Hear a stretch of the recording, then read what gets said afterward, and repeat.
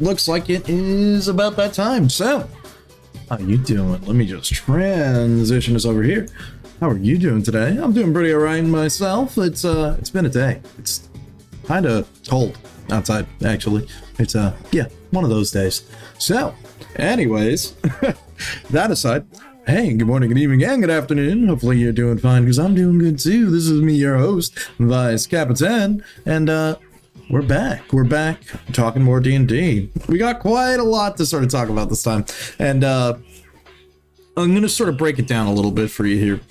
It may be a little bit rambly, maybe a little bit wandering in our conversation here, but we're going to talk about you're caught between two worlds. So thank you, Leaf. I appreciate it. Tonight's stream is going to be weird because I say it's weird in the sense that I, in particular, have had experience DMing games in the past, but they're mostly within older versions of D&D. So, to sort of keep with the spirit of what we've learned, hey, what's up, Chris Nick? We're going to continue with learning it, but in 5e. So, this is going to be a little bit of a new experience for me, because we're going to take a look at a 5e adventure, and it's a more popular one that a lot of people have read or played. It's one that I'm not familiar with, so this is going to be a fun experiment, okay? This may be kind of a mess, but we'll get to it. So, a little disclaimer on that. Yeah, I have had experience DMing games before, but I've never DM'd a 5e game. So we're going to treat this as if this is my first time DMing. We're going to work and learn together a bit, and we're going to try to DM a 5e game, but more particular, we're going to DM Curse of Strahd. Why that one? Because the book looked really cool and I wanted to read it. So there you go. That's the real reason why I picked that book. Well, we should probably, preface a couple of things. So I'm going to tell you, whoever's listening, the number one rule here, okay? When you are DMing, don't set your expectations way too high. You're never going to be the best at the start, and that's totally okay. I will be perfectly honest with you. My first campaign I DM'd, we did, I think, 6 or 7 sessions of it. And I'm going to be honest with you. It got to a point where after that session, I kind of had to call it off because it was too complicated for me to DM. Because when I was a new player, my first campaign that I DM'd was literally, I want to say 2 to 3 months after I had started playing D&D, so I was still new, and we played D&D maybe once a week. So I've only got maybe 4 sessions of actually playing the game, and I was like, oh, I could do this. My friends have done it. It looks like fun. I got this. I'm gonna tell you first, if you're new, keep it very simple. Keep it small. You don't need to do anything big or grandiose. You can write out a story that's big and grandiose, but remember, keep it simple, keep it small. It's a lot easier for you to manage. And I'm going to tell you another thing. You're not Matt Mercer. You don't have to be Matt Mercer. You don't have to do vocal impressions if you don't want to. You can be as dry as you need. In particular, the way me and my group play D&D is we typically use text chat for a lot of our role playing, because it's a lot easier for if someone maybe missed a session, or we want to go back and review what happened in a session. We typically use the text chat for us. Now, a lot of people typically play D&D vocally, kind of like how we're doing right here. And I will tell you, again, don't feel nervous about it. It's totally okay. So 1 second, let me switch the track here. By the way, this track is a banger, but let me switch us over to something a little bit lighter that we can listen to while we're sort of having our little preface, because I have to put down the ground rules and say, if you're here to try and learn what's going on, it's pretty easy. Okay? Well, easy enough. All right. You mostly have to, what's the word I'm looking for here? Go easy on yourself. And also, your players should be supportive of you, because without you as a DM, there is no game. Okay? So, 1, don't let it power trip you. And 2, don't let your players bully you either. Okay? So, what's something good that we can listen to? What's a nice long track? Oh, not that one. There we go. This'll do. We'll just have this on in the background. So, that's the preface. We already got that. So let's take a look here. Okay, let me transition this over, and we're gonna pull up a couple of things. We got quite a few things to get started with. So let's do it. Just make sure we're still good on music. Perfect. Okay. So here it is, the Dungeon Master's Guide. Now, I'm going to tell you, you probably figured this out by now. When we were making our character, typically what a lot of players have done, and I remember from what Kruznik said in chat previously, or what others have said, typically when they're making characters in D&D, you don't exactly have to go to the books. So, for example, like how I've been pulling up each of these books for us to take a look at, right? If you were playing it physically, yes, you would need to sort of go through the books, pull them up, go back and forth. But typically when you're making a character, a lot of things that people do is using resources. Now, I'm going to tell you, using resources is your number one thing as a DM, okay? Because remember, it's an open book test. And who cares? You can make up the rules too. So, for example, we're going to talk about the DM guide, okay?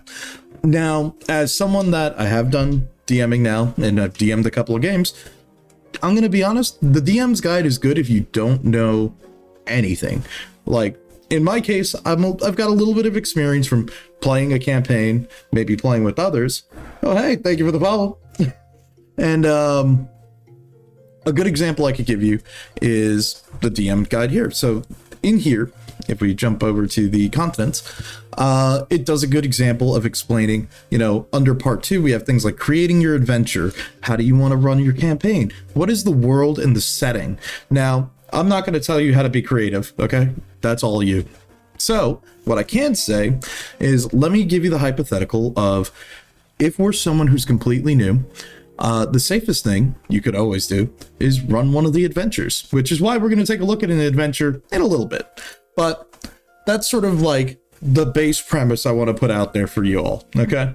It's always fun to try and create your own world, but again, you can create that world. You can create big, vast campaigns, big flavors of like settings, cultures, what races are in the world, all of these different things. You can do tons of cool stuff, but in the scope of a game, keep it simple to get started. You can create a setting, a town, a location, maybe a village, maybe an empire. But remember, keep it simple for your first one. You can even write it as a one-shot, and I've learned that lesson myself. My first campaign, the main reason why I ended up having to sort of halt it was because it ended up becoming too big, and I didn't know how to run a campaign like that, because my players were players that have been in many campaigns, and they've also, they understand how to sort of play things to their advantage, whether it be doing certain skill checks, maybe using spells in ways that I haven't thought of. Now, that's the other golden rule about being a DM. You're allowed to say no. Hey, DM, can I just open this door? No. Why? Because I said so. That's the number one thing you have to remember. So let's not worry about creating our own multiverse here, which very helpful, but it's a lot. Let's keep it simple, stupid. So in that case, we're going to jump to some of the other things that we can talk about. And we're only lightly looking at the DM's guide here, because a lot of this is, teaching you creative writing, how to create your own world. What are the different planes, a lot of the finer details that you would make when you're, writing a fantasy world. So a good example would be the D&D world that my friends and I have sort of crafted together. I created a small, logging town, or a small town a little bit far off of where a fancy academy, very kind of imagine Hollywood, but if it was filled with scholars. That was sort of that big capital of that kingdom. And the town that I created was a smaller town that was just right at the border of the Elven Kingdom and this human kingdom, where the idea was it's a logging town. A lot of the people who are going here are usually looking for lumber and other things like that. And of course, that creates a natural conflict between the border. Because obviously the elves don't want their forest to be cut down. see, read under. Let's see, read under the picture. Oh, really? Let's see. Not bad. So, we got quite a lot to sort of go over. Introduction, how to use this book. The first of 3 parts. Yep. The first part helps you decide what kind of campaign you would like to run. The second part helps you create the adventures in the story. And the third part, well, helps you run the game. So, in that sort of sense, yeah, the best way I could recommend using the DMG is like a textbook, like where we read through the player's handbook in full. Again, you could use that like a textbook. And the number one thing for you as a DM is searching for key things that you need within the book. Now, granted, you don't need to use absolutely everything in the book, but being able to find specific things is the most important part. So, let me give you an example. In here, Master of Worlds, it's talking about creating the multiverse. And also, this is another good thing to note. If let's say this is your first time ever DMing, okay? And you're playing with players who have never played D&D before, okay? So maybe they're not familiar with fantasy settings. You could either use one that you like, or in this case, you can use the world of Dungeons and Dragons. I know it's kind of a funny concept, but hey, D&D's multiverse, as it says, is vast and wide. You can kind of just pick a place that works for you. And we're going to get to that when we look at a specific adventure. Anything in particular? This is just talking about crafting NPCs, etc. And okay, some of the rules. Yeah, part 3, the master of the rules. Now, this is the interesting part. And I can definitely say if you want to know more, obviously you could read the rules on this, and I'll talk about it a bit lightly. Oh, 1 sec.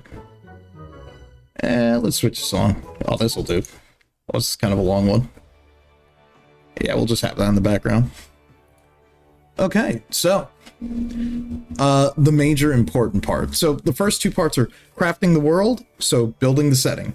Second thing, what are the players going to do in this world? Okay, and that's more of like, what characters are they going to speak to? Who are the inhabitants of the place that you've created? And then 3, running the game.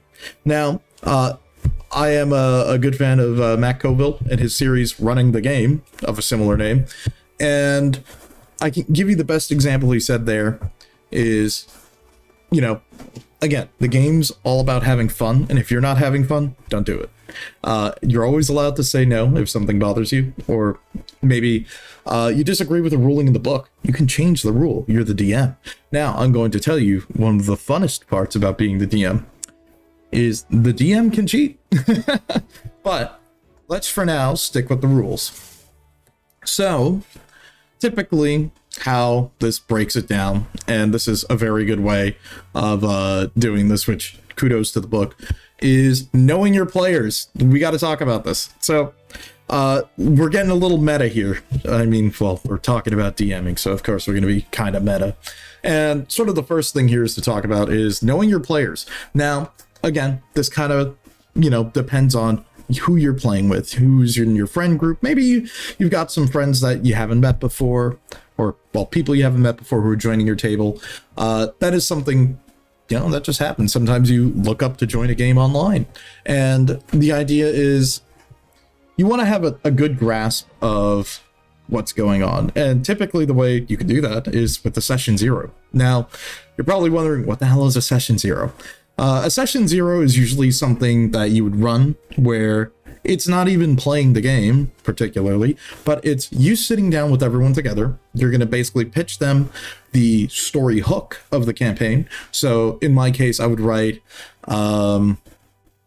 say, a professor from a far off kingdom has come and he's looking for new ingredients and he wants to go and check out this cave.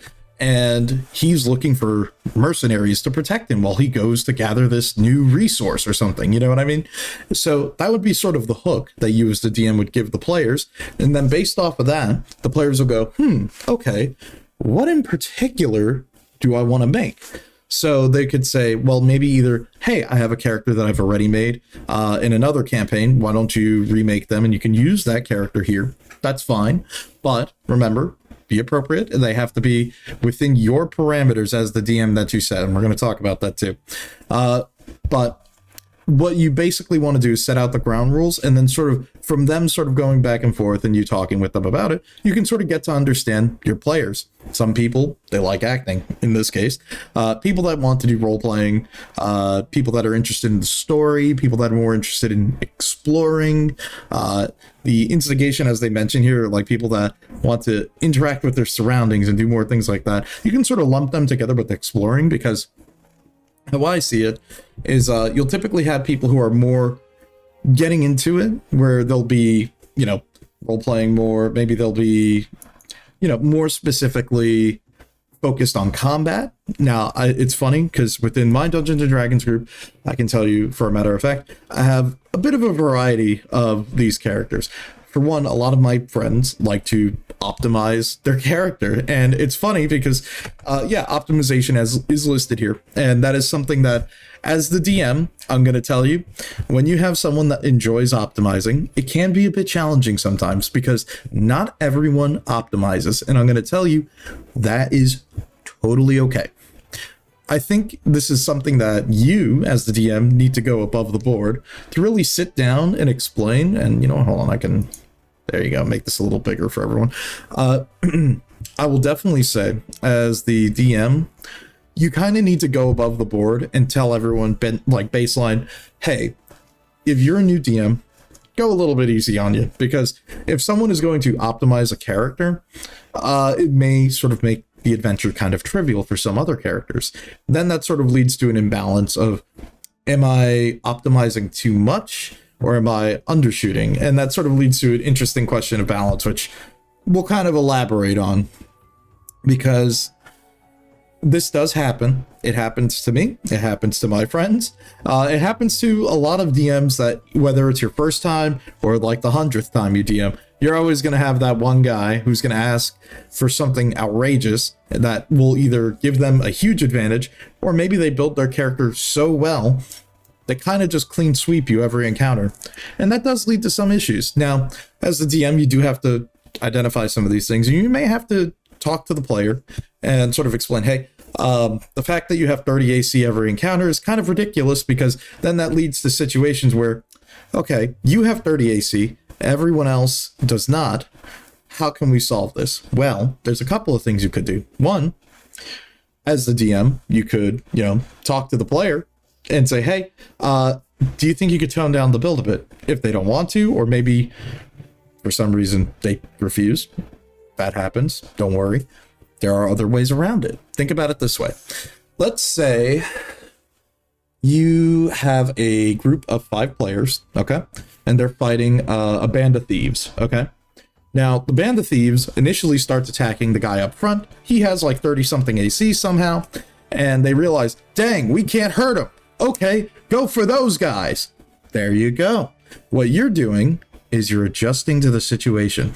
That the creatures, if they're smart enough, realize, hey, we can't hit this guy, but we can probably hit those guys and have them go after someone else. Sure, they may provoke an attack of opportunity, but that's fine, because now you're creating a situation where, sure, this person may be optimized to have really high AC, but there's probably other ways you can get them. Now, for example, same player, let's say maybe they have 30 AC, okay?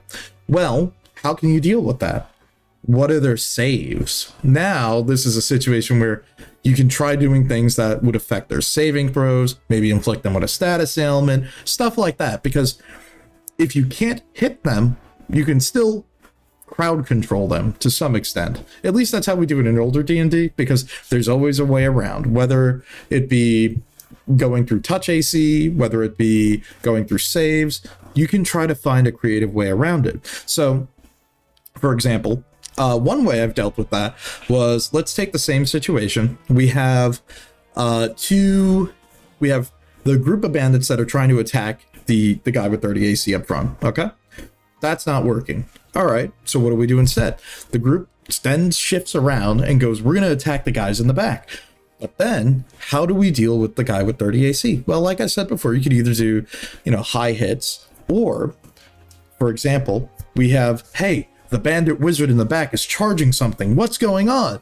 You can use a spell, maybe a very high touch spell, or in this case, like, let's say, in the situation I used, I had special shamans in the group of enemies, and they were basically using kinetic blast and like Pathfinder 1E. What I ended up doing was I gave those shamans a ridiculous bonus to their to hit. So I think it was like plus 15 or something outrageous. Like, don't ever do that. But it worked. So the other thing is, okay, maybe you do make them really strong. That's fine, because now the players go, we got to get that guy. He's going to be a problem. There you go. You solve the problem again. Because one, not only do you have these two high priority targets in the back that are sniping the party, now you've also created a dynamic where they're like, we have to go get those guys. So there's always a way around it, and it always leads to a more dynamic situation, because now the players who are optimizing are now also trying to problem solve, because now they need to figure out, how can I help the team? Because if they all go down, we all go down. So now you kind of get the gist of what I'm getting at here. You're creating a situation in which even the players who are optimized are engaging with the players who are not. Because again, you don't have to optimize to enjoy D&D.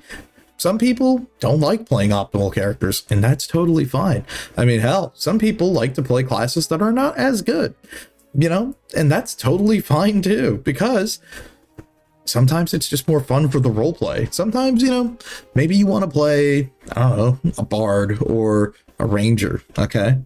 And they don't need to be as optimized as a fighter, but that's okay. You're allowed to. So that is more or less the gist of the different player types. Like, you're trying to sort of involve everyone in specific ways. Now, I will say one other interesting situation that I've dealt with was maybe a player who's more only focused into combat. In situations like that, I try to sort of reach out to the player either in game with having some NPCs approach them and try to get them involved in the story, or at least humoring them where maybe they may be a little bored. We can sort of, find a way to get them involved, whether it be having them tag along with another party member to do a silly task or something else. You know what I mean? There's always ways to try to make your players feel involved, and that's the main thing that I try to do. I'm sure others have tried that as well, and that's usually the best way to go about it. Maybe not everyone is super great at role-playing, but that's totally fine. And again, as I mentioned, the way I role-play in my D&D group with my friends is we use text chat, and that's totally okay. Others, they're more vocal. I'm sure that's how everyone does it with their wonderful voice acting skills. As you can tell from how many streams I've done of talking about this stuff, I'm okay. It can get kind of tiring. But anyways, in that same vein, you don't necessarily have to make, voices. Well, you know what I mean. You don't have to give characters accents unless you don't want to. Sometimes you can just say simple things like, the players scan the room. Okay. Give me a perception check. They'll give a check. Okay. As you sort of scan the room, you take a look around and you can see that there's a crate over there that seems to be open. You can hear some squeaks off in the distance. Perhaps it's just the rats. And then depending on how many degrees of success they got, you can do that. Well, that's an idea, but let's take it back a little bit. We sort of rambled on about this bit a lot, so let's scan on through. Also, wow, the art in this is fantastic. I really like that. That's nice. Let's keep on looking. Let's see, what do we got here? Big picture, part 1, crafting your world. Yeah, so the other thing that I mentioned, I'm not going to be the one to sort of tell you how to be creative. You can create whatever type of world that you want to create, and even the book sort of points you into that direction too. It's more or less giving you, what are the core values of this world? Is it ancient? Is it something that's new? Is it like a wild kingdom? Or, things like that. And then you have, it's your world, you created here, which does a good thing. Is the world new? Is it known? Is it uncommon? Is magic everywhere? Or is magic scarce? Now that does lead to interesting settings, because then that creates conflict or other interesting things to happen to, well, everyone else. Sometimes the players, sometimes other things. So these are things that you want to know. What are the themes of your world? So keep that in mind. And don't worry about the gods and pantheons. That's a lot of stuff. You can kind of really do whatever. The way I would say, if you typically create your own world in D&D, I would say use the pantheons that they have as a basis. Hell, you could use whatever gods or pantheons that you want. You could even make your own. I would say just use this as a base to get an idea, you know what I mean, of like things like alignment, domains, symbols, whatever. You can use this as a basis. That's basically why it's here. All right. What else? What else? Because we got a lot to talk about. Oh yeah, kingdom scale and mapping. Okay. This is another like DM thing. And now this is also the other interesting thing. So now this is a technical part of the game. Now, this is something that is usually prepared by you. I typically use a square grid. I know sometimes they use hexes, and like you can even see it in the image up here. Now, I typically play D&D on like virtual tabletop. People play it in person. Really, when it comes to setting up maps for your campaign, again, kind of depends on what you're running. So you want to make sure that, for me at least, I try to go with like some sort of consistent art style between the maps if I can, or if you're making it, make sure that, you know, your map set sort of lines up. I've used things like Incarnate to make maps before, but don't do what I did my first time, and I literally just used Photoshop and downloaded a bunch of assets and tried to do it in Photoshop. You're going to drive yourself crazy. It's not worth it. So, you know, take it a little easy. You can use like map making tools. Now, granted, Incarnate isn't free, or it has like a free-ish version, but that's one way you could do it. There's other map making tools on Steam, I believe. I know Meko-chan once explained to me one of the map making tools that they use. Stuff like that. There's tons of different ways you can go about it. And say maybe you're not great at making maps. You can always find them online. I mean, some of the good places to check out that I would recommend is actually Reddit. Reddit has some good map making subreddits where some people will put up assets that they've done for free. That's also how I found things like, what is it, like, oh my goodness, the name escapes me, but they have a Patreon and they usually upload tons of maps that you can just download for free. And sometimes if you want to chuck a bit of money their way, they'll give you some additional versions. Oh yeah, exactly. So I would say, yeah, Reddit is definitely like one of the best places to go to sort of find some of these maps, because there's always a wide variety. Now, I know some people are going to hear me say that and go, ugh, Reddit? I know. You can hate me all you want on this. But if you're looking for assets for D&D, it's typically not a bad place to go. At least in regards to, like, you know, map making and stuff like that. This is talking about like scale, how big do you want to make your map? I'm going to tell you, as someone that I think I've mapped out one whole region of the continent that our campaign takes place on. It's a pain in the ass. Don't do anything too crazy. You don't have to be as detailed as like in this image up here. Like how we've done it is we treat it as like it's a paper map where they only draw points of interest on it, and you sort of describe the surrounding area, or you could even do like a little illustration of it. It doesn't need to be fancy. Okay, well, that is that. I think this also talks about scaling with minis and stuff like that.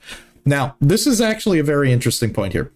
When you're creating your world, you know, settlements, the finer details.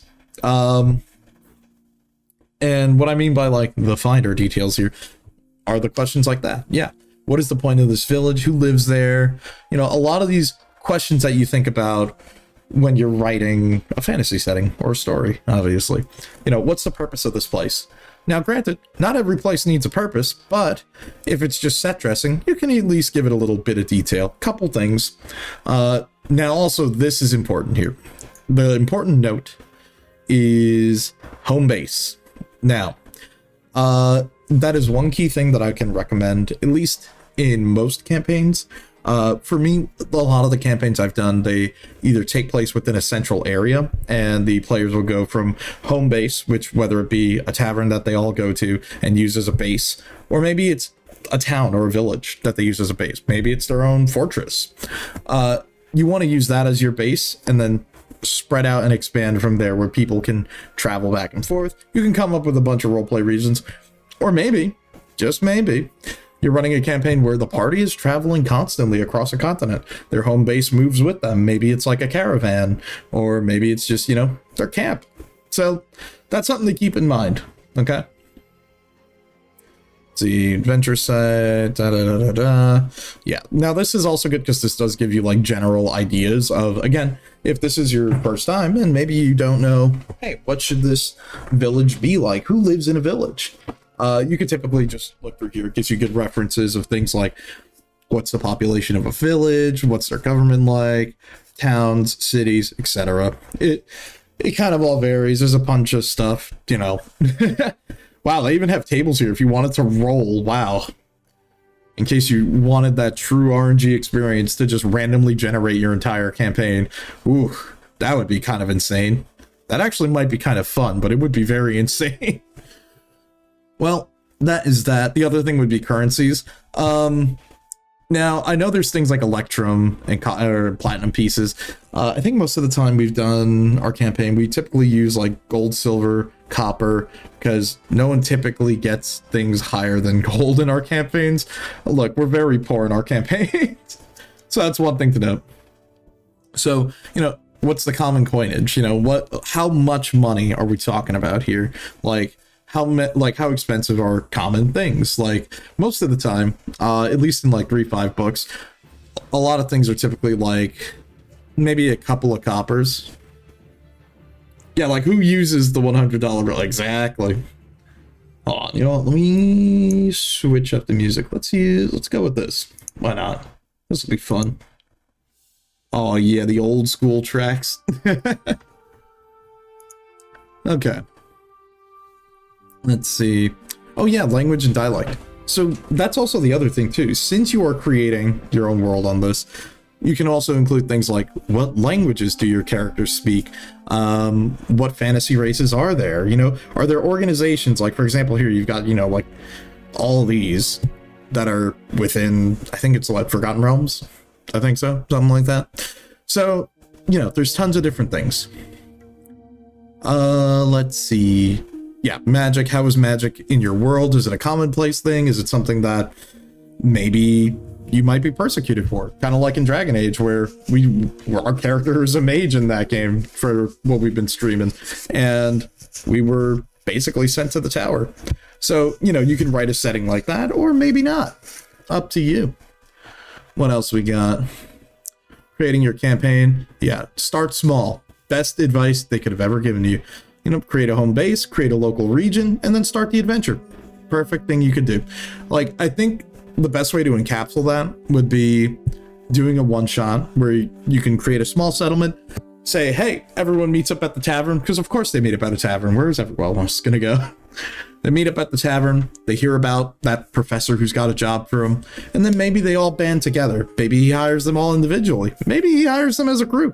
It's up to the players how they want to sort of get together. But the main point you, as the DM, have to do is stress out to them that at the end of the day, the game doesn't start if no one wants to work together. And that's sort of the unspoken rule, or like the handshake above the board that everyone agrees on. The game can't happen if we can't agree. And you are totally okay with having characters that are opposite alignment, maybe people who don't see eye to eye in the party. But the whole point is they have to agree with you that they will work together with you, because the last thing you need is someone to cause a fight. Okay? Let's see, your first campaign started out as a one-shot. Exactly.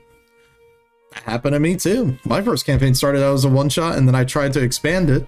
But that's sort of when I learned, 8 sessions later, it was a little bit too much for me at the time. I didn't quite understand the rules good enough, well enough. And I'm going to be honest with you, you're always never going to understand the rules well enough, unless you want to be a rules lawyer, but that's all you, okay? But I will say, there's nothing wrong with asking questions, and you as the DM may not have all the answers either. Now, we're going to talk about that in the sense of asking questions to the DM, because you as the DM sometimes need to make a call. And in that case, it could be like, well, how does this spell interact with other things? For example, like rules as written, say you use grease on the ground and you try to light it on fire. Well, if you use a fire spell on it, rules as written, it shouldn't work. You know, they wouldn't burst into flames. That's just not how it works, rules as written. But logic-wise, you as the DM could go, you know what, maybe they catch fire for a round, or maybe something lights a spark or something, you know what I mean? You can always adjust the rules. Now, that's the other golden rule that I will give you, is I would say I always go for the rule of cool. I like style over substance sometimes, because sometimes the cooler option is the more fun option. Now, the thing is, will the fun option work? Debatable, because you as the DM always have final say. Granted, you are going to be doing rolls, but hey, it's all about having fun, right? Because that's the reason we sit down and play D&D together. Whether it be to tell a really fun story with your friends, or maybe to just do some cool shit, go on a fun adventure. And to some people, that's just what they want. They just want to go on an adventure with their friends.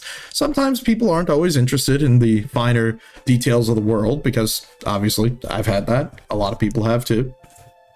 But yeah, and would you guess if I told you, yeah, that was the case with one of my friends who was more combat focused. So whenever it came to the more roleplay heavy scenes in our campaign, he would just kind of be off in the background trying to do his own thing, trying to rob every single NPC, which I've had to tell him, hey, you probably shouldn't do that because you're going to get caught. And did it get caught? So, you know, just keep that in mind. Because remember, again, you as the DM can say, I don't think that happens. So that's also the other thing, but we'll talk more about it as we keep going. All right, what else we got here? This is just creating the campaign, creating the event, setting the stage. We already kind of talked about that. That's creating NPCs. I think the best thing I could give you for creating NPCs is think about it in a logistic way. And this is going to sound weird when I say this, but think about maybe like a handful of monsters you want to use. Okay, it doesn't necessarily have to match the terrain. Like, I can give you a good example. Let's take that campaign where, you know, the professor has hired a group of adventurers to work together. Okay, and they go into the cave, but for some reason they're not expecting elves to be there, and the elves tell them, hey, we've heard rumors that, you know, some people have gone missing around. You spend the night there, and then suddenly you realize, oh no, maybe these elves are cultists of Lolth, and they suddenly attack you, and some of them turn into spiders, and then a Drider shows up. You know what I mean? Something like that. That's crazy. But you've already got an idea of a couple of different things that you want to make. So someone that's maybe a wizard, someone that's maybe a fighter, and you can make like a light version of those classes. They don't need to be very detailed. You can even use like other monster stat blocks and just dress it up. That's the best thing you can do. Like, say, let me give you a better example. Let's say we take a cultist with a dagger who's going to run up to you. A Drider shows up. Oh man, look, trust me, we've done some fun and crazy stuff, and we'll get to that because there is a conclusion to that story. So let's say, for example, the cultist that runs up to you with a dagger. You want to know what that guy is? If you look up his stat block, he's a goblin. Surprise. But he's actually not a goblin, because what you're seeing is an elf wearing a mask who's trying to stab you. But secretly, his stat block is really a goblin. Okay? That's the other thing you can note. Let's say maybe you don't know how to create a complex creature. That's totally okay, because guess what? Surprise! The monster manual's got you covered. So we'll just quickly jump to like a random entry here. What's something fun? Wretch? No. All these are like kind of crazy. Oh, look, a Baylor, okay? Look, let's say you're making a big boss monster, okay? You could totally just steal the Baylor's stat block and just reskin it to whatever you want. I wouldn't recommend you do that, especially in a low-level campaign, but that's the idea we're getting at here. You as the DM can remix, reshape, and change it to whatever you want. Anyways, back to what we were talking about. When it comes to like how many NPCs should I have, I would say, so let's take the example of what I just gave you. Well, the adventurers are going to be going into the town. I would say have a couple of generic villagers. You don't need to make anything too fancy. Let's say you want maybe the mayor of the village or whoever's in charge. Maybe a tavern keep, because the players are going to go into the tavern. They might ask the bartender, hey, do you know what's going on? Then maybe the person will put them in contact with, in this case, the professor, and he'll be there too. And he'll be someone that's going around with them. Now, I'm going to tell you, perfectly honest, of the board here, don't do a DMPC, because you are not a player. You're the DM, okay? And most of the time, it doesn't end well. Now, it doesn't mean you can't do it right. Sure, you totally can. But whenever I've done situations like that, where say maybe there's an NPC that's traveling along with the party, and the party does get into fights, I would just say for roleplay's sake, they're not involved in the combat encounter. Maybe they duck to the side, or in the case of this professor, he was someone that was with the party on the side, but whenever it came to combat, he would just give the party a passive buff. Something like that. Like, I think to put this into more simple terms, I think he gave the party like Inspire Courage or something like that as a passive buff while he was with the party. He wouldn't participate in combat, so whenever combat would happen, we wouldn't include him in the turn order. Monsters wouldn't go after him just for the sake of roleplay. You could say, hey, maybe that's railroading, but I did also put it into a fact that he could still be targeted by monsters. So while he may not have actions in combat, he'll still try to sort of remain prone, maybe go somewhere where he can't get hit, and sometimes a monster may try to go for him. Now, me as the DM, I'm like, okay, well, he's not going to really take damage, but this, the players don't know. Now, this leads to an interesting dynamic where the players are like, hey, we got to protect the guy that we're supposed to be escorting. We got to make sure that he's okay. Granted, no one likes an escort quest, but you see what we just did there? We created another situation in which the players kind of have to adjust what they're doing.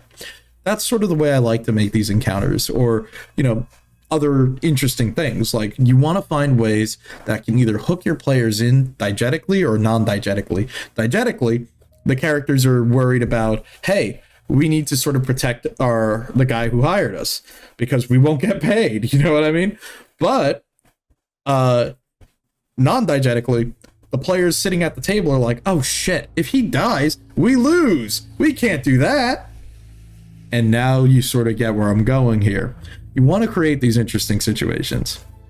But again, we're just setting the stage here. We're just putting some interesting little thoughts out there. What else do we got here?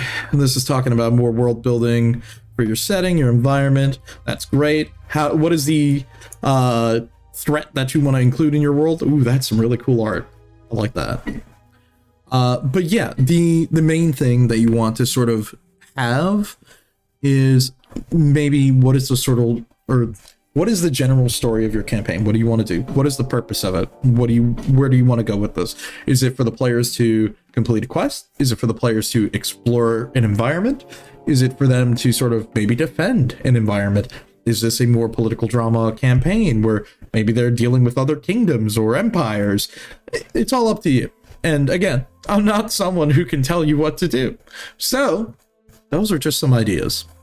And let's see, is there any other interesting details we want to talk about here? Oh, okay, this is also something else, I guess you could say. There are things like calendars. I typically don't. Whenever I use a calendar in my game, like let's say maybe a week or a month passes, and someone asks me, what day is it? I'm like, I don't know. Sometimes I'll be honest, what we do is we'll just say, you know, the regular days of the week, like, oh, it's a Monday or something like that. Typically, you can create whatever you want to in your setting. This is the example of the Forgotten Realms. It uses its own like month system, different holidays, different sort of seasons. You could totally make it all up on your own. Again, it's all up to you. How much do you want to go into the creative process or create your own world? See, or a sandbox where your player goes around waking every ancient being sealed away. Exactly, that too. You see what I mean? You can make it whatever you want. The world is your oyster, and the only thing you got to do is really sit down and talk to your players and say, what do you guys want to do? And I've had that where I've sat down and asked my players, hey, what do you want? And I can give you an example here where I was running that Final Fantasy D20 campaign that I was running a while back ago, and anyone who knows or maybe has heard me ramble about it, it's basically a modified Pathfinder 1E, but to be Final Fantasy. So I had them going through the Palace of the Dead, which is a dungeon that's fairly linear in Final Fantasy XIV, and I made it something like a roguelike a little bit for them to explore.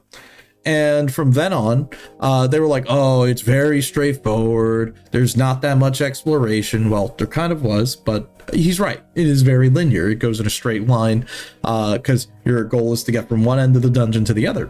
So I gave them the opportunity that after they finish the section of the dungeon, they get teleported to some other place that's wide and open. And in their case, they started off like at one end of an area, and they have a whole region to explore where they basically use the camp in the middle of the area as their base camp. And then from there went off branching around to like the north, the south, the east, the west, and all of these different sections that I gave them opportunities to explore. And that's up to you. And we'll talk about that because I do have a little bit of a list here, which I will pull up, which is, where is it?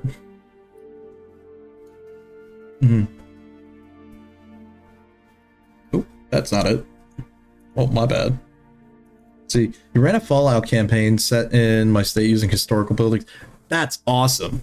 Micro, that is super cool. Also, welcome. Let me do that, which, oh, is this gonna... There we go. I'll pull that up and we'll talk about that in a second. Dude, that's awesome. It's funny that you bring up a Fallout themed campaign because I actually was having a good discussion with a friend of mine who's in my D&D group, and he's like, I kind of want to run a Fallout campaign, but I'm not too sure if everyone would be interested. And we're going to talk about that because even I've been interested in wanting to either do a Fallout campaign or, in my case, I have like, what is it? An SMT campaign, which there's an official source book. And the funniest thing is I go, maybe 2 people in my D&D group even know what Shin Megami Tensei is, but there is a tabletop RPG book that just came out and it looks interesting. And the best way I could say is, you know, give them a primer. Like when you're creating your campaign, whether it be in an online setting or maybe in person, you can write a handout that sort of gives you, you know, a little bit of a, here's what is the setting, explain it a little bit, give, you know, other details like that. And me and my friend talked about it because I think he was looking at, I think it was like the official Fallout TTRPG book that came out recently. And we were talking about it. He says he kind of wants to run a Fallout themed campaign, but he doesn't know if he wants to use like the Fallout handbook. So one thing that he brought up to me was he said, hey, what if instead we use like Starfinder, and we can use the Starfinder handbook instead and use those rules and those classes, but instead we just do it in the Fallout world. And I'm like, yeah, why not? That sounds awesome. And I'm totally sure that when you went through building up like maybe the locations for that, or maybe if you even made a map, by the way, Micro, I think that'd be awesome. It's such a fun idea. You can always do tons of cool stuff like that. Ooh, so on my little list here that I pulled up here, these are just some things that I jotted down from before when I was sort of preparing this. These are sort of like ideas that run through my head whenever I'm working on making a campaign. Oh, you reskinned D&D 5e? Awesome.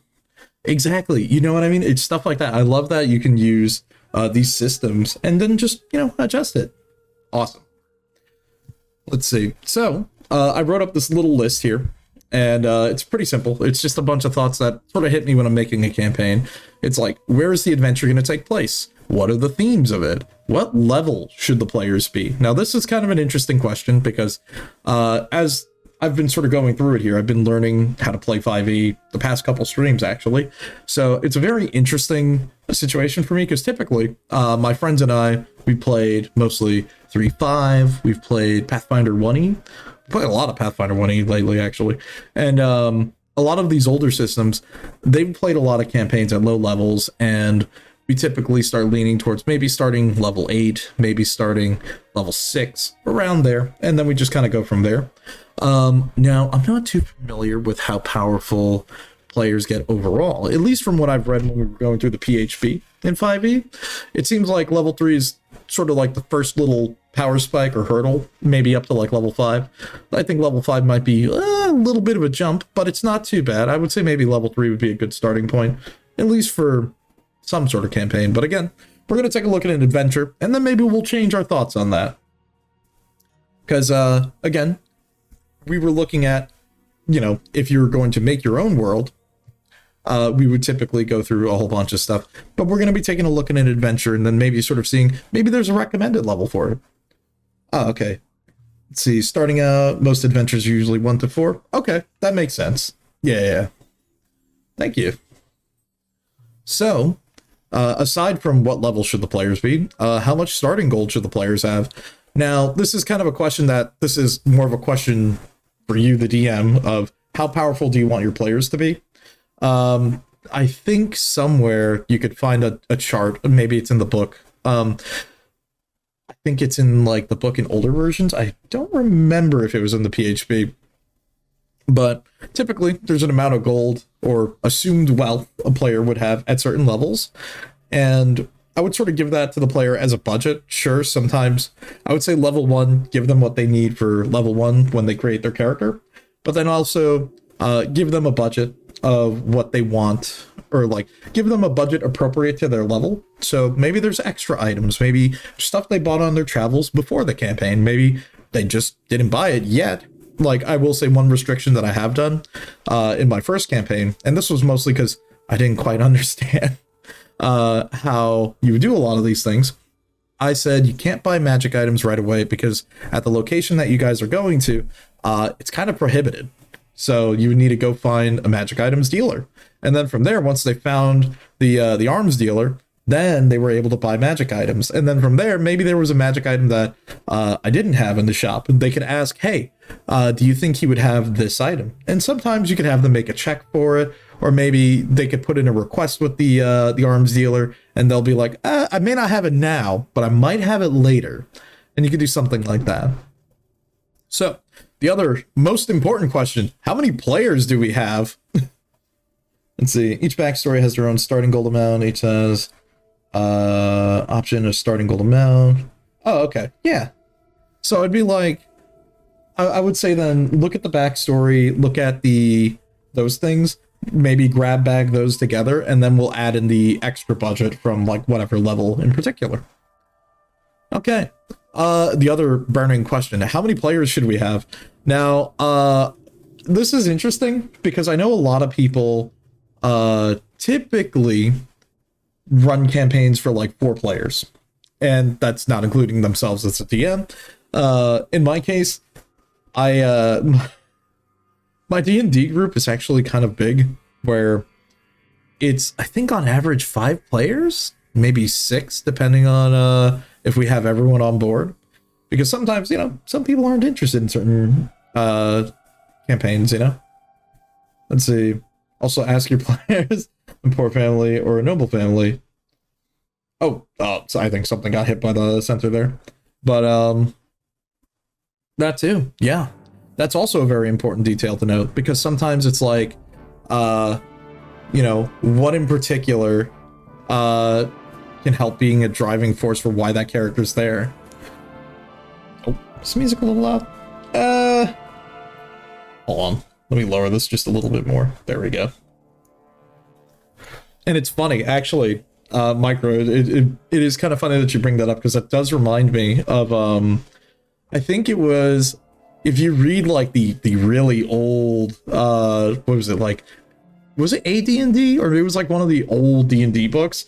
I think there was like a quote from, what is his name, Gary Gygax, where he's like, why would a rich nobleman want to go out on a journey? Why? He should stay home. He's rich. Who cares? You know, stuff like that, which is so silly. It's like, I don't know, dude. Maybe he wants to go improve his honor. It's like, let your players have fun with it. Good idea for magic items to have each player write out a list. Yep, exactly. that's not a bad idea too. Yeah, like hell, you could even just have them write a wish list of items that maybe they'd want to see, because maybe it might appear in a chest or maybe on a merchant somewhere. That's always a good way to go. Let's see. Specific restrictions. Okay, so this is something that I have to put in when I run my campaigns, which is more or less like ground rules, and this is sort of, okay, so earlier we talked about min-maxing and optimized players. This rule exists for them. Now, again, you may not use this in your campaigns, and that's totally okay, because, again, how other people play D&D is completely different from how I play D&D, and that's totally okay. Now, the reason why I say specific restrictions, and I'm going to be very upfront with you, is mostly teleportation. Now, I say that because when it comes to teleportation, yeah, the session zero talk, oh yeah. It's mostly stuff like some situations is, I would say, if you're going to use teleportation in combat, if it's something like a Misty Step, that's totally fine. If it's something that is costing a resource, like maybe it's like Dimension Door, but it's a limited range Dimension Door. Because, again, you don't want to end up in situations where, oh, your wizard has like, I don't know, 10 charges of Dimension Door and can just teleport all the way through the puzzle. Dang, wow, I spent so much work on that. You know, that's when you as a DM can say, oh, no, it doesn't work. Or other things like that. And then again, I will say, one of the things that I do like the gentleman agreement with all of our friends at our table is, if you're gonna have teleportation, don't be a dick. Remember, sometimes we set up situations like this for a reason. In that same regard, you are allowed to have fly, but again, keep in mind how you're gonna use it, okay? Some spells at higher levels do get very ridiculous, and that's one thing to note, especially if you're looking at older editions where, you know, spells just kind of go crazy in the end game. So that's one thing to know. So, of course, if it sounds like, one, the spell may cause a problem for the DM, and like a problem that could either outright end the game, so don't do that. Don't do anything stupid. Or one that could just be outright malicious towards your allies, probably don't do that either. So stuff like that. These are like common discussions that usually have to happen. Let's see. Find familiar. How does a rat help you check? Okay, that's kind of funny. It happened to you in a recent campaign. Your DM didn't fully set restrictions due to being a new DM. You were playing the older Yuan-Ti. They didn't realize they were immune to poison. Oh, yeah, it's stuff like that. You know what I mean? Where it's like, that's also the other thing. You as the DM, you do want to be informed. So if the player is going to do some ridiculous build, I'm going to tell you, and I'm sure you guys understand this. As the player, talk to your DM. Tell them what your game plan is, because if they like it, your DM is probably going to help you, because they want to make sure everyone's having a good time. And I'm going to be honest, if you're a DM and you just enjoy making your party suffer, you're kind of a dick. Now, granted, that can be kind of the fun part, because if you're making them go through like a bunch of stuff, like maybe a difficult dungeon. Oh, thank you for the follow. Appreciate it.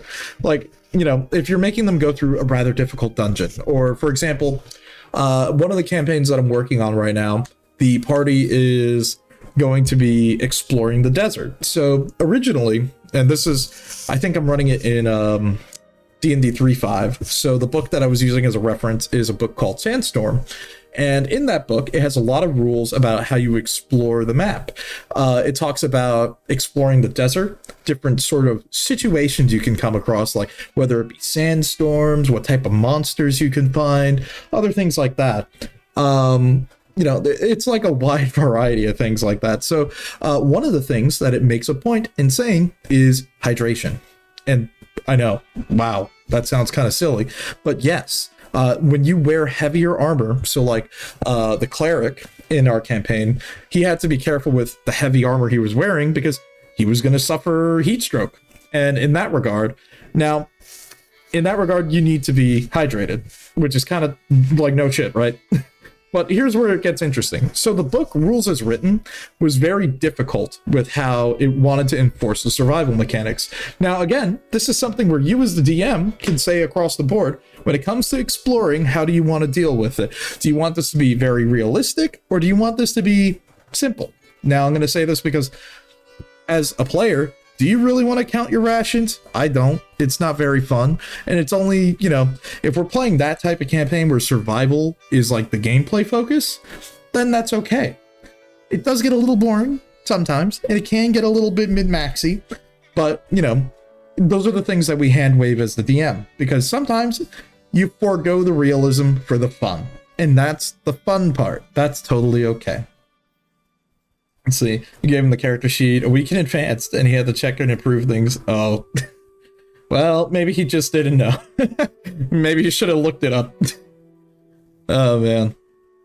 But, you know, you sort of get what I'm saying when it comes to, oh, the owls fly by help. Oh, no.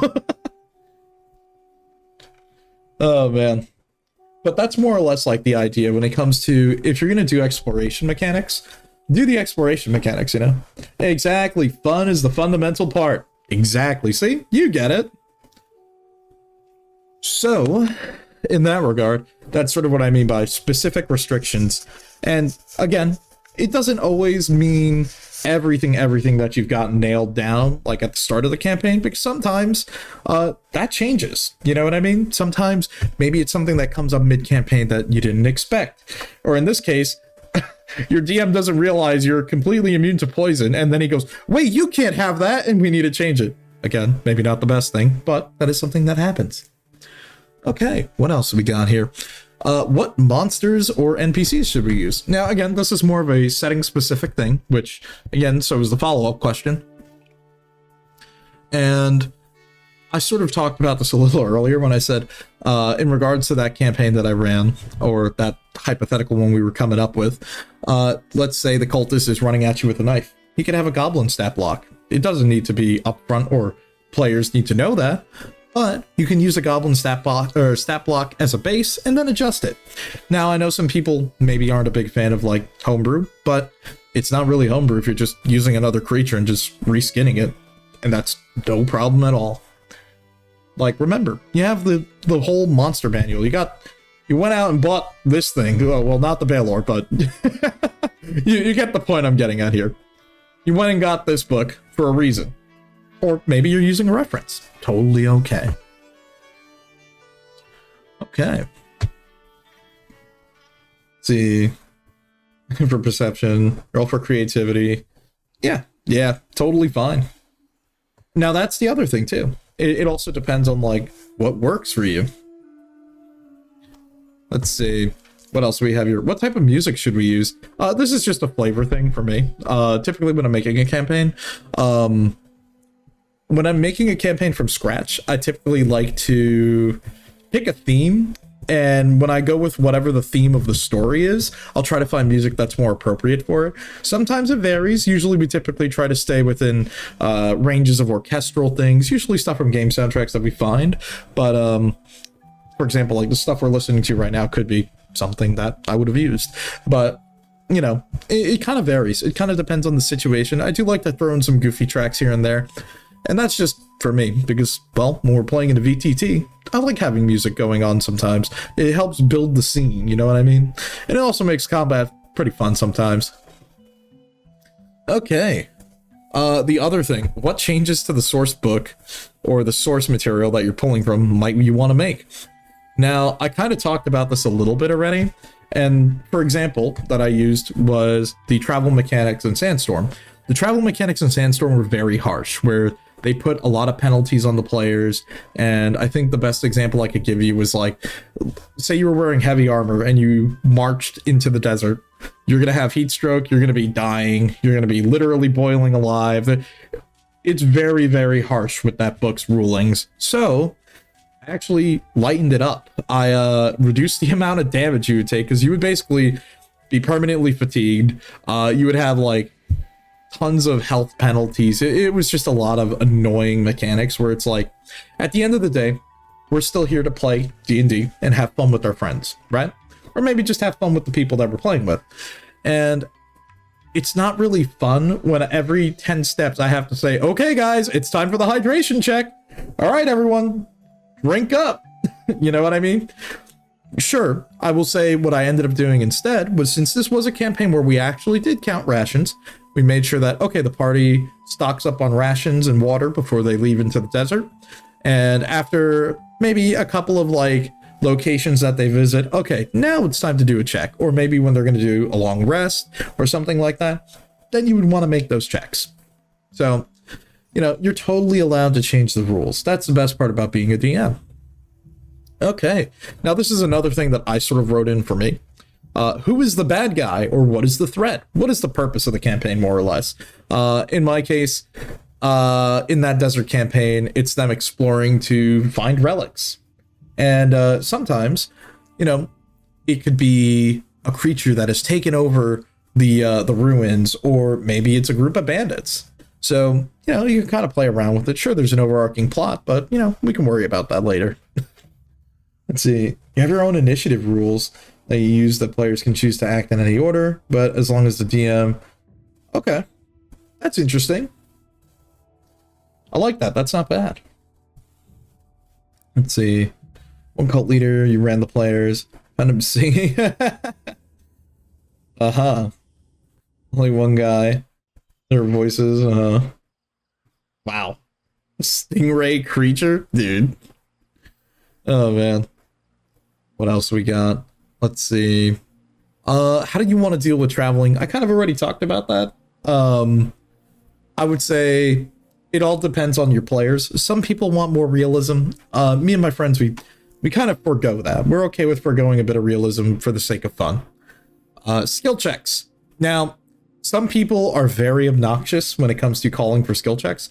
And as a DM, I would say do a passive perception, you know, make sure that your party, you can get sort of the general passive perception from everyone, or whatever type of role that you do. I know in 3.5 we would do like spot or listen, but I think here it uses perception checking, which is obviously kind of a way better way to do that. But yeah, you know, you can do things, and it just, you can have them say, oh, your skill's high enough, you're totally just going to be able to see it. But there are times where you're going to need to adjust some DCs and stuff like that. You know what I mean? Let's see. You kept the song in the battle due to the cult leader escape. They forgot to skip it so many times it gave them PTSD. Look, that's okay. It can't be as funny as when one of my players in my first campaign, this is gonna be so silly. One of the players in my first campaign, when he went down to an alleyway to deal with some bandits to get information, they decided to try and jump him, but he is a monk and he took them all on. And it was really funny because that was a combat encounter where I said, you know what? We're going to do this in a fun way. We're not even going to have the grid. We're just going to do a bunch of checks and we're going to do stuff like that. And while he was doing that, I was just having like some Fist of the North Star music playing while he was just having his fight through a bunch of skill checks. And I said, you know what? You tell me how you want to take care of these thugs. Now that's the other thing too. Involve the player, because let's say maybe they beat up an enemy, or maybe they kill a pack of wolves or something. I want you to tell me, how do you want to do it? Because I can tell you how you do it, but wouldn't it be more fun if you tell me how you took care of it? And that could be something fun. Let's see, never hide critical information behind a skill check. Just have your players find the info in a different way. Exactly. That's also the other fun way. So in that regard, what I like to do is I'll say maybe make them do a skill check, and we can say the higher the DC that you get, or I wouldn't even say DC, I would just say degrees of success, really, because I usually put maybe like, I don't know, let's say like a base of like a DC 13 for something simple. And, you know, the higher degrees of success they get by like, I don't know, 3, 5, or 10, I'll tell them a lot more information. But that's the key thing. Never deny them that information unless it is something like a trap. In the best example I could give you is one of the campaigns that I ran, the party entered a room where there was a bunch of traps, but some of them weren't able to see the traps because of a failed perception check. So one of them was able to notice that, hey, wait a minute. Their character was a sailor, so he had experience with like fishing nets and all these things, and he realized there's fishing line that's sort of shining in the light, that's sort of crisscrossing around the floor. And he called out to the others and said, stop, wait a minute. And then from there, we sort of went on and we're talking like that. So you can always find a way to do it. And that's the best thing about it. The fact that you can find a way, whether maybe they fail a check, you can still find a way to give the players that information. It may not be in the intended way, but there is always a way, and you can figure it out. Let's see. You have your players roll random layer actions. Ooh. Let's see. That's something I have to sort of figure out, but I think we'll get to that eventually. Let's see. Have them roll intimidation checks to see who the monster will attack. Okay, that's really fun. That's a fun idea. I'm writing that one down. That's a fun idea. One of the things that I've done was we had, I think my friend ran this campaign where it was 2 golems that were made of books, and one of them would absorb magic and the other one would sort of bounce players' attacks off them. So whenever they would try to like strike it with a melee strike or something, they would rebound off it and they're like, whoa, what's going on? Let's see. Involved players, a rogue will become more in tune, sabotage and blackmail, a cleric gets one. Yeah, exactly. That's like the key thing. A little earlier, I was talking about making sure that your players are engaged or involved. You can always find a way. We were talking about the different types of players, but that's also another way you could do it.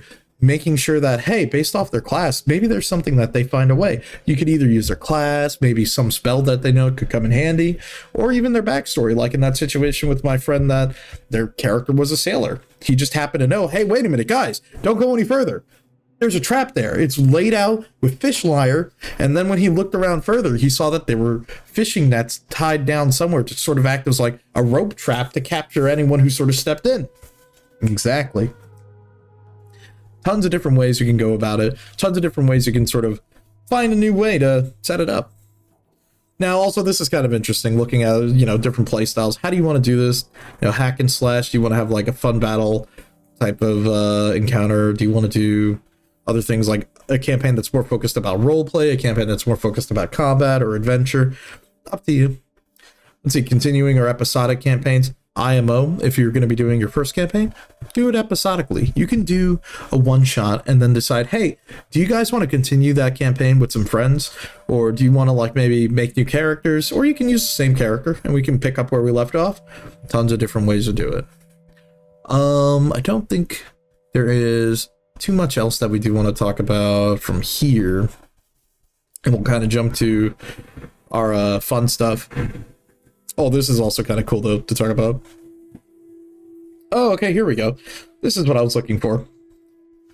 Awesome. I didn't realize this was in here. This is good. I'm going to remember what page this is. Which is the starting equipment at different levels. Good to know. Let's see, anything else here? This is talking about epic fantasy and mythic fantasies, so stuff like, different types of campaigns you would want to run, different settings, stuff like that. Let's see. Also for initiative in your games, when you roll a nat 20, you get advantage on your first attack. Let's see. If 2 players roll, they can act on the same time. Ooh, that's really nice. I do like that idea. That's something that I think I would want to test out with some friends for one of our campaigns, that if you have like initiatives where the players are back to back, that could be interesting. Mix up the combat. Doesn't always have to be kill things to solve things. Exactly. Sometimes doing combat in a creative way could be fun. Like it can be a puzzle. Yeah. Like a good example that I did was, since they were in that dungeon, besides the rope trap room, there was another room that was trapped where it actually ended up having the ceiling collapse, and we used initiative and turn order to sort of determine how they were going to navigate through the room. So we did that, and the combat encounter, in quotation marks, was basically them trying to escape the room. So you can also use combat encounters for non-combat situations in that sense too. Oh yeah. No, I completely agree with you there. You can always do tons of awesome things. You can have a wide variety of ways to go about how you want to make an encounter, because an encounter is just a general word. It doesn't necessarily mean combat. And yeah, like a diplomatic encounter can be a very interesting thing. It's funny. Okay, so one idea, and this is something that is going to sound silly.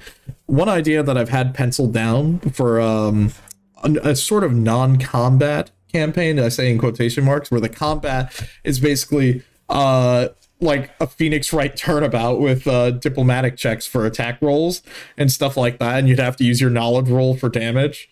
It's something silly, but you know, something I was testing the waters with on the side, thinking like, would this be like a fun idea for a campaign, or like at least like a one shot with some friends to mix it up from our usual thing. You know, it gave me a little bit of like that Phoenix Wright vibe. Exactly, stuff like that. It could be tons of fun. You can do turnabouts, you know, you'll do that. We'll have we'll even throw in a little bit of the logic chest too while we're at it. Exactly. Look, I've sat down, I've jotted down goofy ideas before, and that's the fun part. You can try these goofy ideas. Oh man. Let's see, planes travel, yeah, talking about all this stuff. I think, let me see, is there anything, let me just pull up the table of contents here. Oh, I just realized this is blocking it. Oh, that's okay, we're not gonna look at this too much longer. Anything else in particular here? Bunch of master inspiration, what's this? Oh, literally the appendix of everyone. All the different index of things you would want to look up, things like traps. We're not going to worry about traps right now. All you need to know is you can basically set like a tile to use a specific spell. There's like a ton of different ideas that you can do. All these different settings, locations, all these other things. I think it's time for us to jump into our adventure module to sort of have some fun and take a look at. So now that we've got a general idea of, well, what it's like to be the DM and how you do it, we could talk more about the niche nuance of getting maps, other things like that. Let's see. Like Dragon Age Inquisition with the gallows, you lost reputation. Yeah, stuff like that. That could be interesting. It's tons of fun ideas. Like I was jotting those down and I'm like, I wonder if my D&D group would be down to try that. It could be something different. It would definitely be different. I wonder how much it would shake it up, because one of our players is someone who focuses primarily playing combat. I wonder how this would shake him up, because it's combat, but in a different way, because you're basically doing a bunch of checks like that, and while you're doing these checks, your character would obviously have to speak. So that could be fun.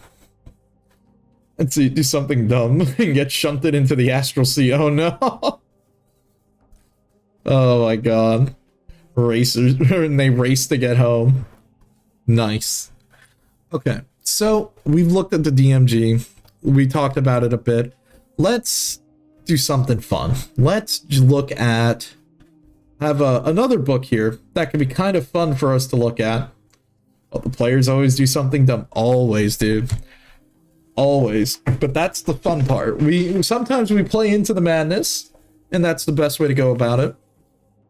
But speaking of madness, and something a little bit different, now that we kind of got the ideas of what do we want to look at when we're, you know, trying to learn how to DM, let's look at an adventure. Now, this is one that I've chosen because, well, I'll be honest, the book seemed really cool and I've never read it before. But let's take a look at good old Curse of Strahd. I know, what a sharp turn here. Why?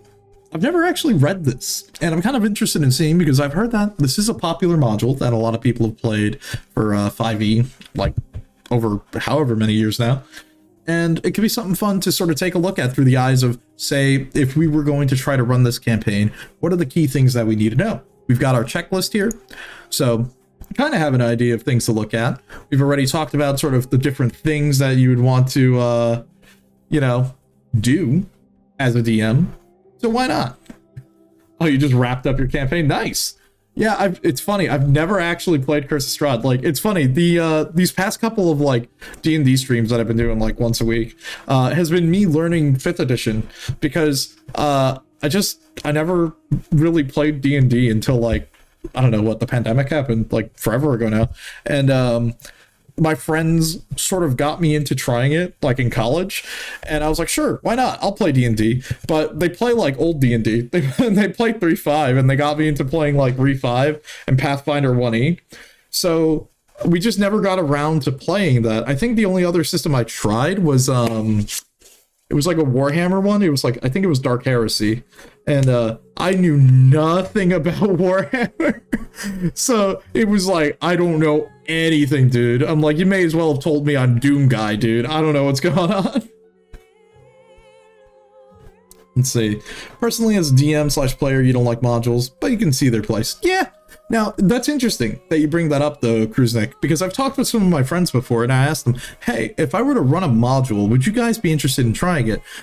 In their case, they've mostly said they're not too interested in running a module, but they wouldn't mind maybe playing one, maybe once. They typically prefer running things in their own world, and that's totally fine. That's a lot of how people get into D&D, by running things in their own world. You know what I mean? It just sort of works out for that. But yeah, I agree with you. They do have their place. So if we're going back with our hypothetical that I sort of threw at everyone here, if you are a new player, say this is your first time, we already talked about, let's see, Call of Cthulhu starts without numbers. Oh yeah. I actually, ooh, it's okay. I'll finish my train of thought. I'll get back to you on that, Micro. But yeah, so I can totally understand with you, Cruznick, that say we're in our hypothetical here. We're a new player. We've just read the DMG. We kind of have an idea how to run a campaign, but maybe I don't want to create my own world because maybe I'm not that creative. So let's take a module and let's take a look at it and say, okay, well, I understand the different things that I need as the DM, but what about the book? What is it going to give me? And that's sort of my idea with us taking a look at this. See, Call of Cthulhu. Okay, you know, it's funny.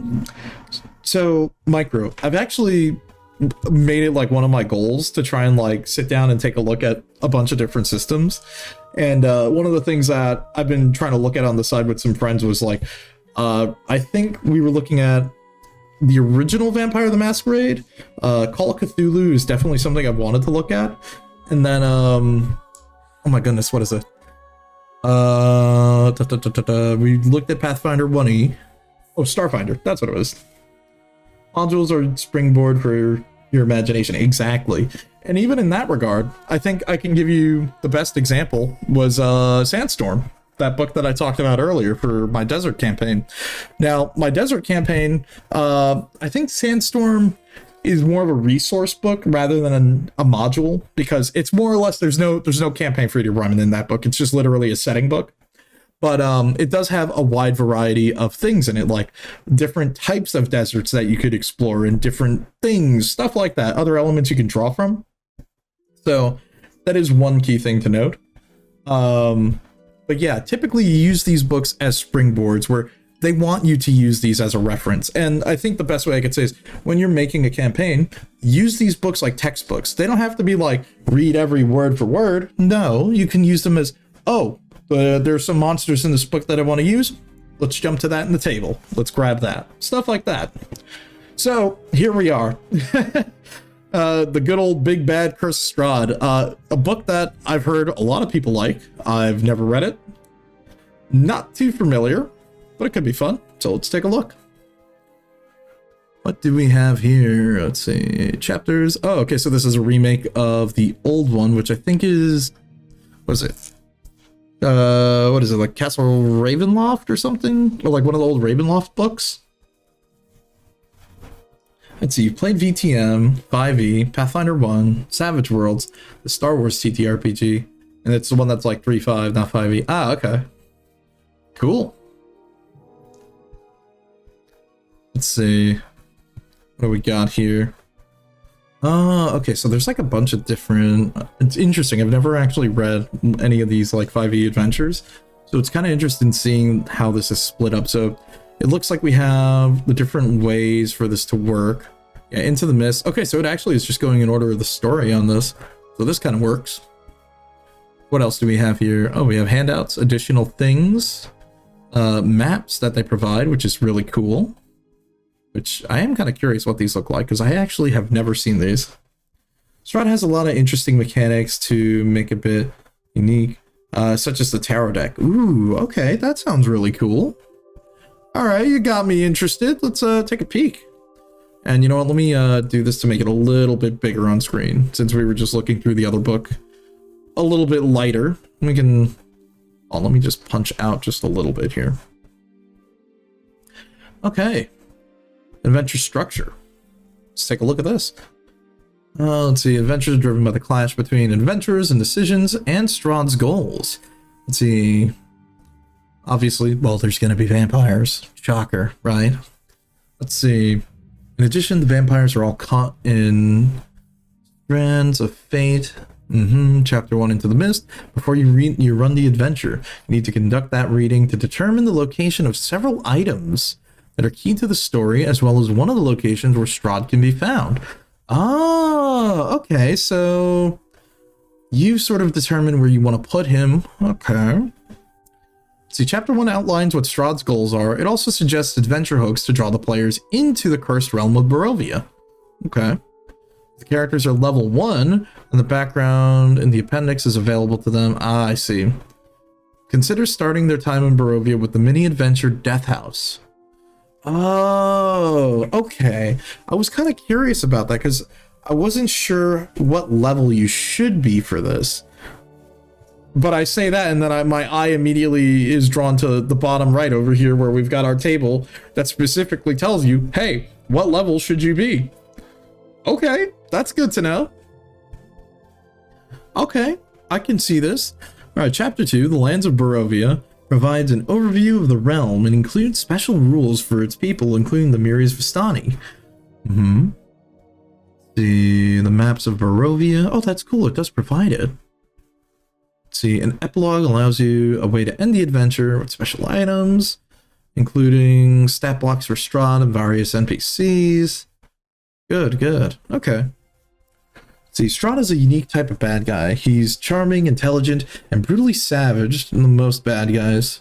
Let's see. The most unique bad guys are the ones who think that they're right in their cause. That's also true. Huh. Let's see, the adventure is meant for characters level 1 through 10. Huh. Okay. And includes threats for those levels beyond. Strahd can be especially deadly challenge at these levels. It's assumed that the characters will gain levels over the course of the adventure, as well as their allies getting magical items. Okay, okay. Characters who head directly into Ravenloft Castle first without without increasing their power will likely die. Yep, that sounds about right. Huh. You can award experience for defeat of foes, or use milestones, or a mixture of both. Okay. Actually, little interesting side note to talk about it. Because this is something that I do in my campaigns. I typically like doing milestones where it could be stuff like maybe completing a goal, maybe defeating an encounter, stuff like that. I have experimented. I've done a little bit of both, actually. I've done EXP per kill. I've done milestones. I typically like using milestones as a good way to go. Yeah, I agree with you there. I think it's a good way because you're not stressing out the players. So it's funny. I actually had a situation where I was DMing for a small group of friends, and 2 of these people have never played D&D before, or I think it was like 3 of these people have never played D&D before, and one of them, he had played 5e before, but we were playing like Pathfinder, and this is going to sound very funny, in a combat encounter, the party mostly won already, but one of the creatures was trying to run away, and he was about ready to jump off a bridge and chase it down the river so he could kill it for EXP. And I'm like, no, you don't have to do that. It's okay. It's not Skyrim, bro. You don't need to do this. Like, as the DM, I had to go, no. You don't want to do that. You don't have to do that. It's okay. You're still going to get the EXP. We're doing milestones. So... don't worry, you know, the little things like that, I say I totally am okay with doing milestones, because it stops things like that from happening every once in a while, which can be kind of funny. Let's see, for milestones as your situation, your playstyle, EXP. Yeah, it's very video gamey. Yeah, and that's fine. Like, that is also the other thing that I will say. A good example of that is I have a copy of the Final Fantasy TTRPG. Hey, what's up, Game Master Luna?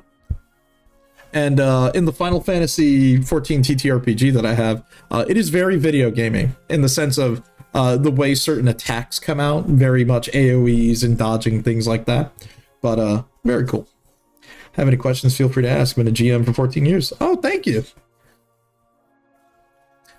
We're just kind of looking through a bunch of stuff. I sort of wrote up a little list here of different things that I've got when I DM. I've only been DMing. Oh my god! When did we start? Oh my goodness! I started playing D&D like for 4 years now, and I think I've started DMing since then. But hey, I'm always down to continue learning. I've never, DM'd a 5e game before, so we're using this as a fun example to try and learn some more.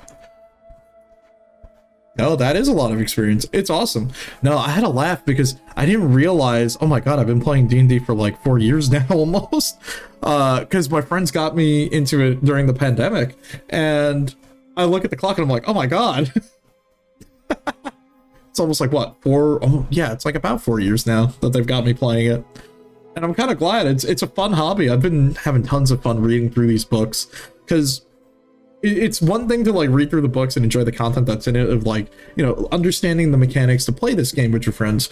But the other thing I like is honestly kind of the artwork. I like how the art style is in some of these books. It's pretty cool. I know, minor semantics. See, even with all that experience, players will still shock you. Absolutely. Absolutely they will. You always find new ways to shock someone whenever you're playing it. Got invited to play as a player next year. Had D&D in a castle. Nice. That's awesome. Oh man. Let me take a look here. Let's see. Marks of Horror. Oh, right. This is gonna sound kind of dumb. I forgot this is supposed to be, well, obviously a horror themed campaign because, well, it's Ravenloft, I believe. Well, that's good. That's interesting, actually. I've never... no, I've ran one campaign that is like a horror-themed campaign. So I'm kind of curious how you would do this. I guess I would need to take a look at the Death House Appendix later, because I'm kind of curious how would you run a more horror-themed campaign like that. Let's see. Average level for area. This is actually super helpful because if I was going to run this campaign... you typically do want to understand how this works. D&D is like poker players. The best are the ones that have been playing for years and those who have been playing for one day. That is the best way you could have ever said that, actually. Oh, man. Because you're absolutely right. It's funny. In those campaigns, like those mini one-shots that I ran for some of my friends that this was their first time playing D&D, I have had so many funny things happen where in one encounter, one of my friends asked, hey, can I just do like a jump shot on this guy? I'm like, a jump shot? Like, what do you mean? You're a rogue. Well, thank you for the follow. I appreciate it. I'm like, a jump shot? What are you talking about? He goes, I have this idea. He goes, you see, since the monster's over there by the edge of the room and it's like a corner, he's like, can I like run and kick off the corner of the wall and just throw my dagger down at him? And then like I try to land next to him. And I thought about it for a second. I'm like, you know what? How much movement you got? He's like, oh, I have 20 feet of movement here. Tell you what, I'm going to give you 5 more and give me a reflex check. Not even an acrobatic, not even some sort of jump check, since we were playing like I think 3-5 at that point. I was like, just give me a reflex. Okay, yeah, you land it, but here's what you do. You run up as you're making it to it, you run up the side of the wall. As you jump, you do a twirl, throw your daggers down, and then land after you get a good slash on him right next to him. And he was like, dude, that's so sick. I love it. Tons of fun. I love when you get to do stuff like that with your friends. And I'm like, you know what? You won the attack roll. I mean, you landed it. You actually got the hit. So sure, why not? Let's have some fun with it. So, it's stuff like that. You get to do cool stuff.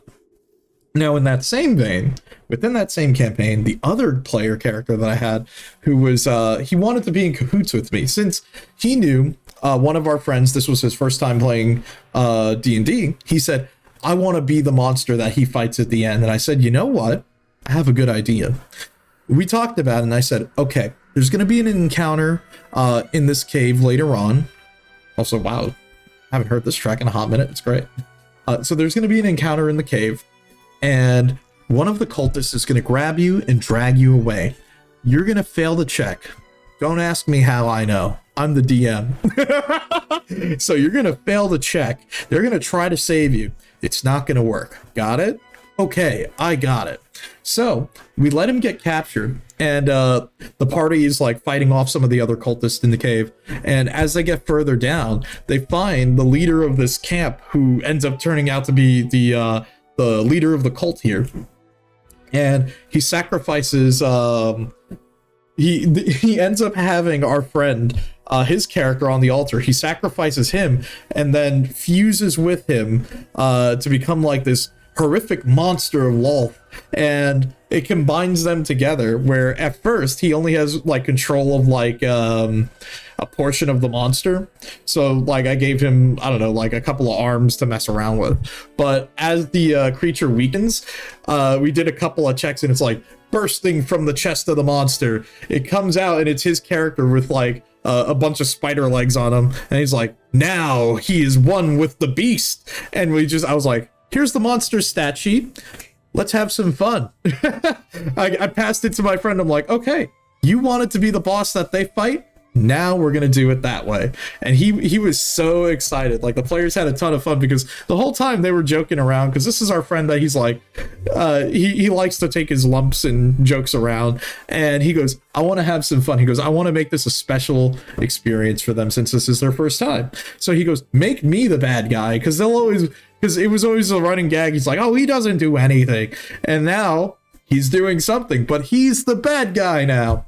So it was just a fun encounter, and it worked off. It was a nice way to capstone that like little one shot, and it was a fun way to get everyone involved. A lot of the players who were new had a great time, because they got to really get involved with the story of the characters.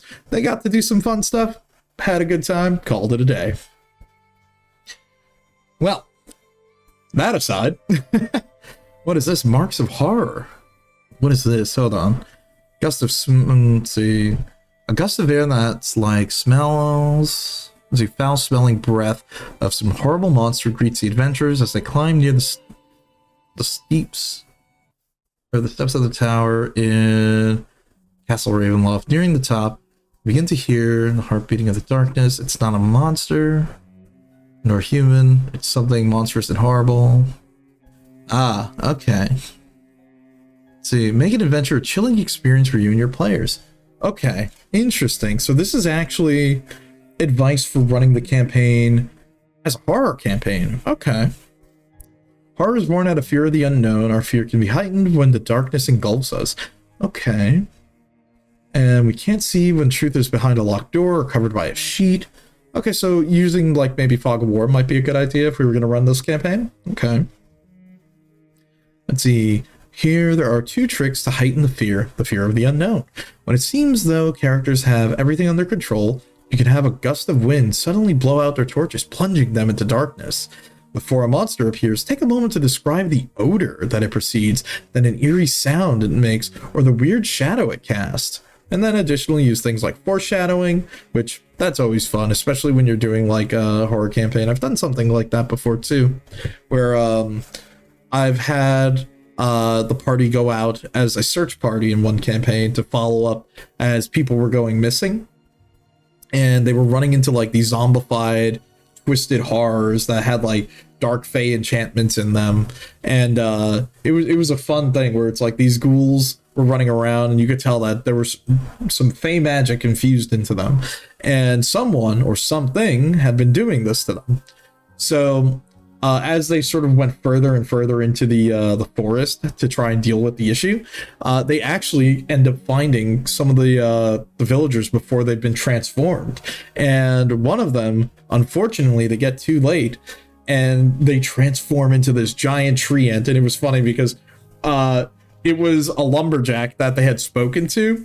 So it was a giant tree ant with just this lumbering axe that was like stuck in his hand, and he was just flicking it around, you know. So you get to do fun things like that, and it's funny because, well, you're allowed to use some of that humor and it works. It was awesome. That campaign was tons of fun. Let's see what other things. Age. See, Barovia is a grim reflection of its undead master. See, almost everything here is old and time-worn. Adventures you go. Let's see. Minded of death. Okay. So it's supposed to be a creepy place. You purposely lowered your voice so your players leaned in to hear you and then slammed your fist on the table to set the mood for an encounter. Ooh, that's really good too. I like that. That is really good. Let's see, light. Yep. Using darkness to your advantage. Land boundary. As dreary as Barovia, take time to describe the occasional scenes of beauty, such as a pretty flower growing on top of a grave. So make sure that the heroes have contact with NPCs who are honest, friendly, and helpful, such as the Marketovs in Balaki and the Krezkovs in Krezek. Okay. Let's see. Personification, ascribing human characteristics to inanimate objects. Oh, okay, so yeah, we've done that before. Details. Let's see. No telling where danger might be lurking. A leering gargoyle may be a monster in disguise, or merely a fiendish sculpture. A mirror hanging on the wall may have the power to transfix all who gaze onto it. Okay, so this is just giving you a little bit of ways to have some fun with the... Ooh, that's some cool art. Okay, chapter 1, Into the Mist. Now, I'm kind of curious how this is going. Let's see. As soon as you mention anything as dark, players immediately announce they have dark vision. Yeah, it's funny. I've had that happen before, and I'm like, okay. Well, sure. All right, you can see it, and then I'd have to like go into their token settings so they can see it. Yeah, that is kind of the tricky thing when it comes to using darkness, I would say, at least in a D&D setting, because, I mean, you could just use cantrips to create light, and also, like, you know, everything else. Yeah, because most races have dark vision, if I remember when we looked at the player's handbook. So, yeah, that would kind of be the issue, huh? Let's see. Eerie mists surround Barovia, and behind it's in... okay. 1 second, sorry, hold on, let me drink some water.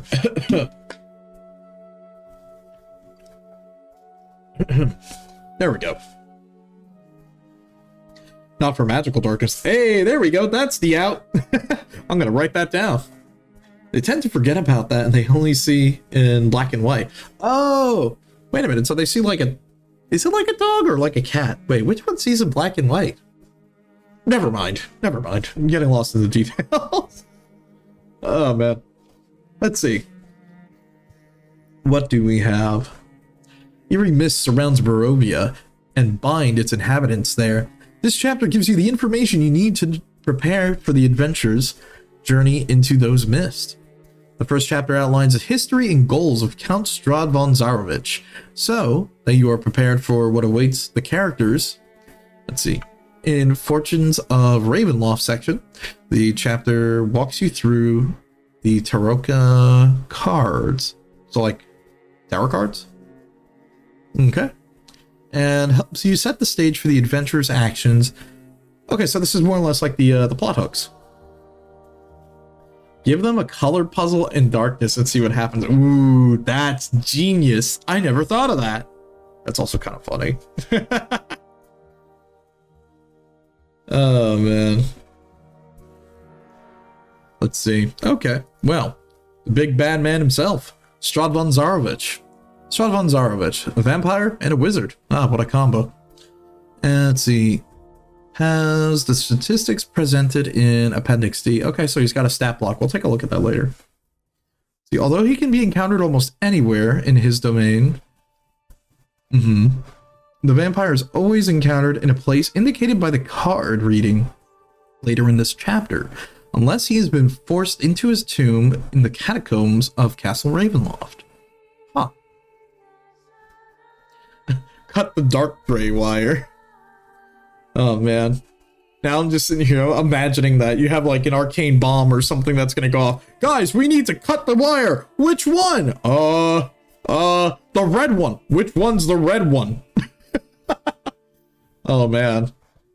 Not for the brave of heart. Let's see. What is the history of good old Strahd? In life, Strahd von Zarovich was a count, a prince, a soldier, and a conqueror. After the death of his father, King Barov, Strahd waged a long, bloody war against his family's enemies. He led his army, and cornered every last of those enemies in a remote mountain village before slaying them all. Let's see. Strahd named the valley Barovia after his deceased father, and was so struck by its scenic beauty that he decided to settle there.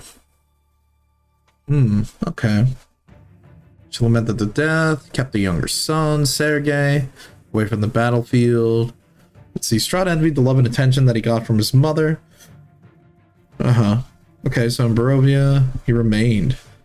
Let's see. Peace made Strahd restless, and he began to feel like his best years were behind him. Unwilling to let go of the ways of his father, Strahd studied magic to forge a pact with the dark powers of the Shadowfell in return for the promise of immortality.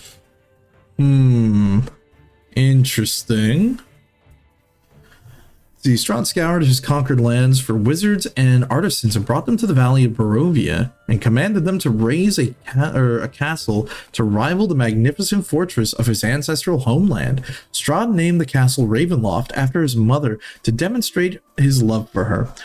When it was complete, Strahd commanded his mother and brother to come to Barovia to stay with him. Sergei eventually took up residence at Ravenloft, but Rivonia passed away while traveling to her namesake.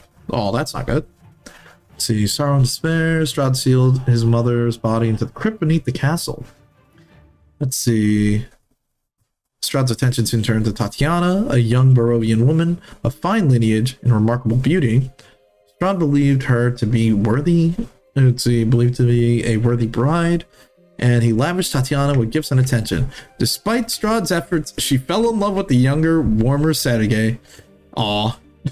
Oof. Unlucky. Let's see. Strahd's pride prevented him from standing in the way of the young couple's love until the day of Sergei and Tatiana's wedding. When Strahd gazed into the mirror and realized he had been a fool, Strahd murdered Sergei and drank his blood, sealing the evil pact between sealing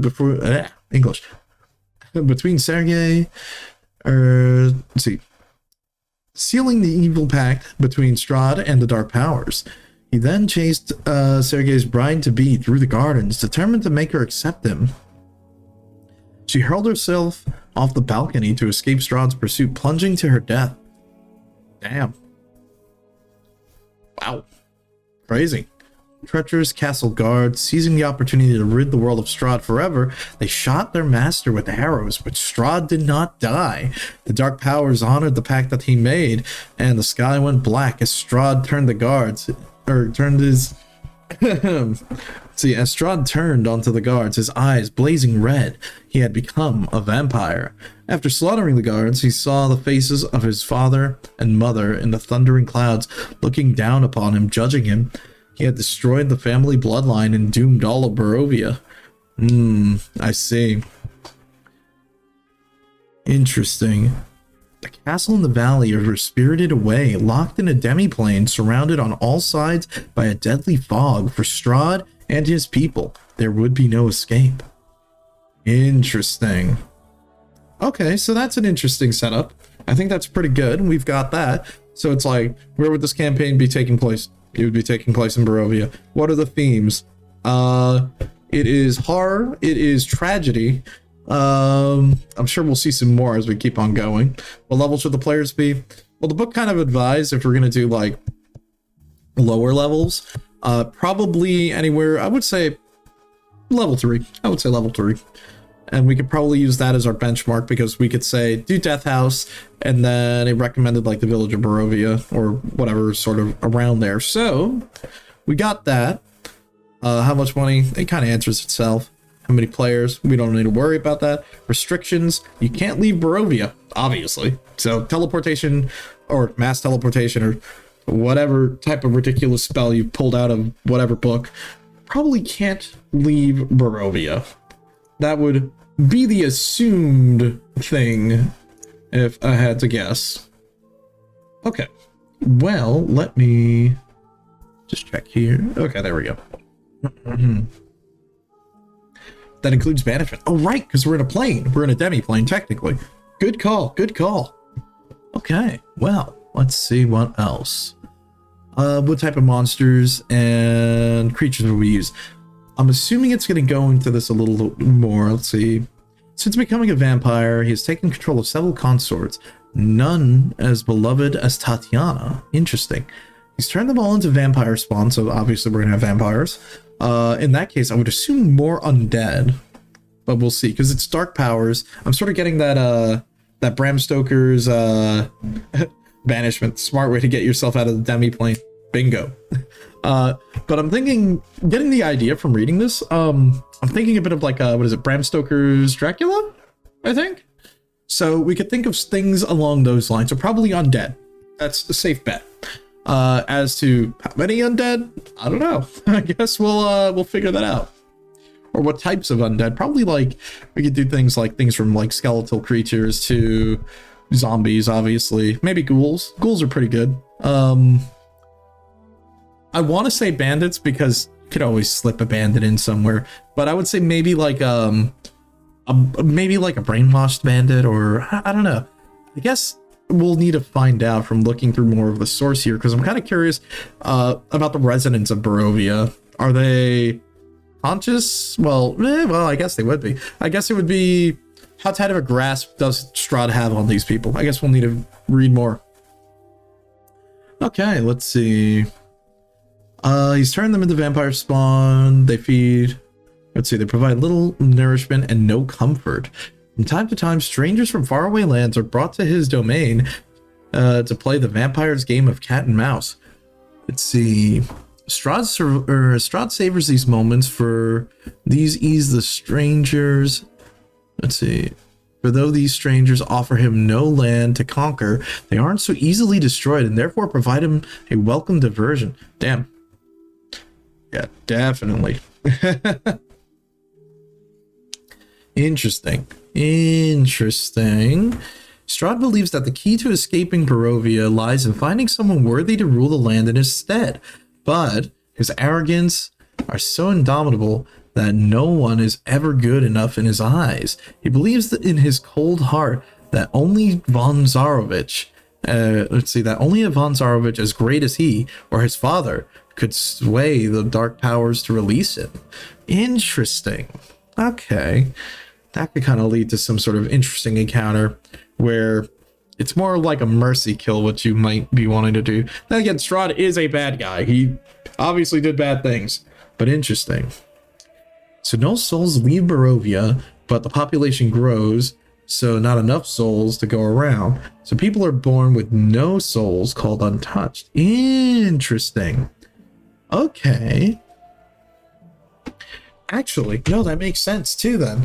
You could, okay, I get it. I think I get it. I think I see how the plot hook works here. So you would probably do a plot hook where you would find some reason to get people to come to Barovia then. Okay, I think I understand how that, well, I'm sure the book's going to explain that in a second, but at least from my understanding, okay, I think I get it. In that same vein, he's looking for entertainment. He's looking for people who do not belong to enter Barovia. They sort of act as his plaything because he gets to hunt them down and sort of put them through a bunch of different trials and tribulations. But we're also getting to see, if we're going off of that idea of the souls, then that also brings a new things in. Interesting. Okay.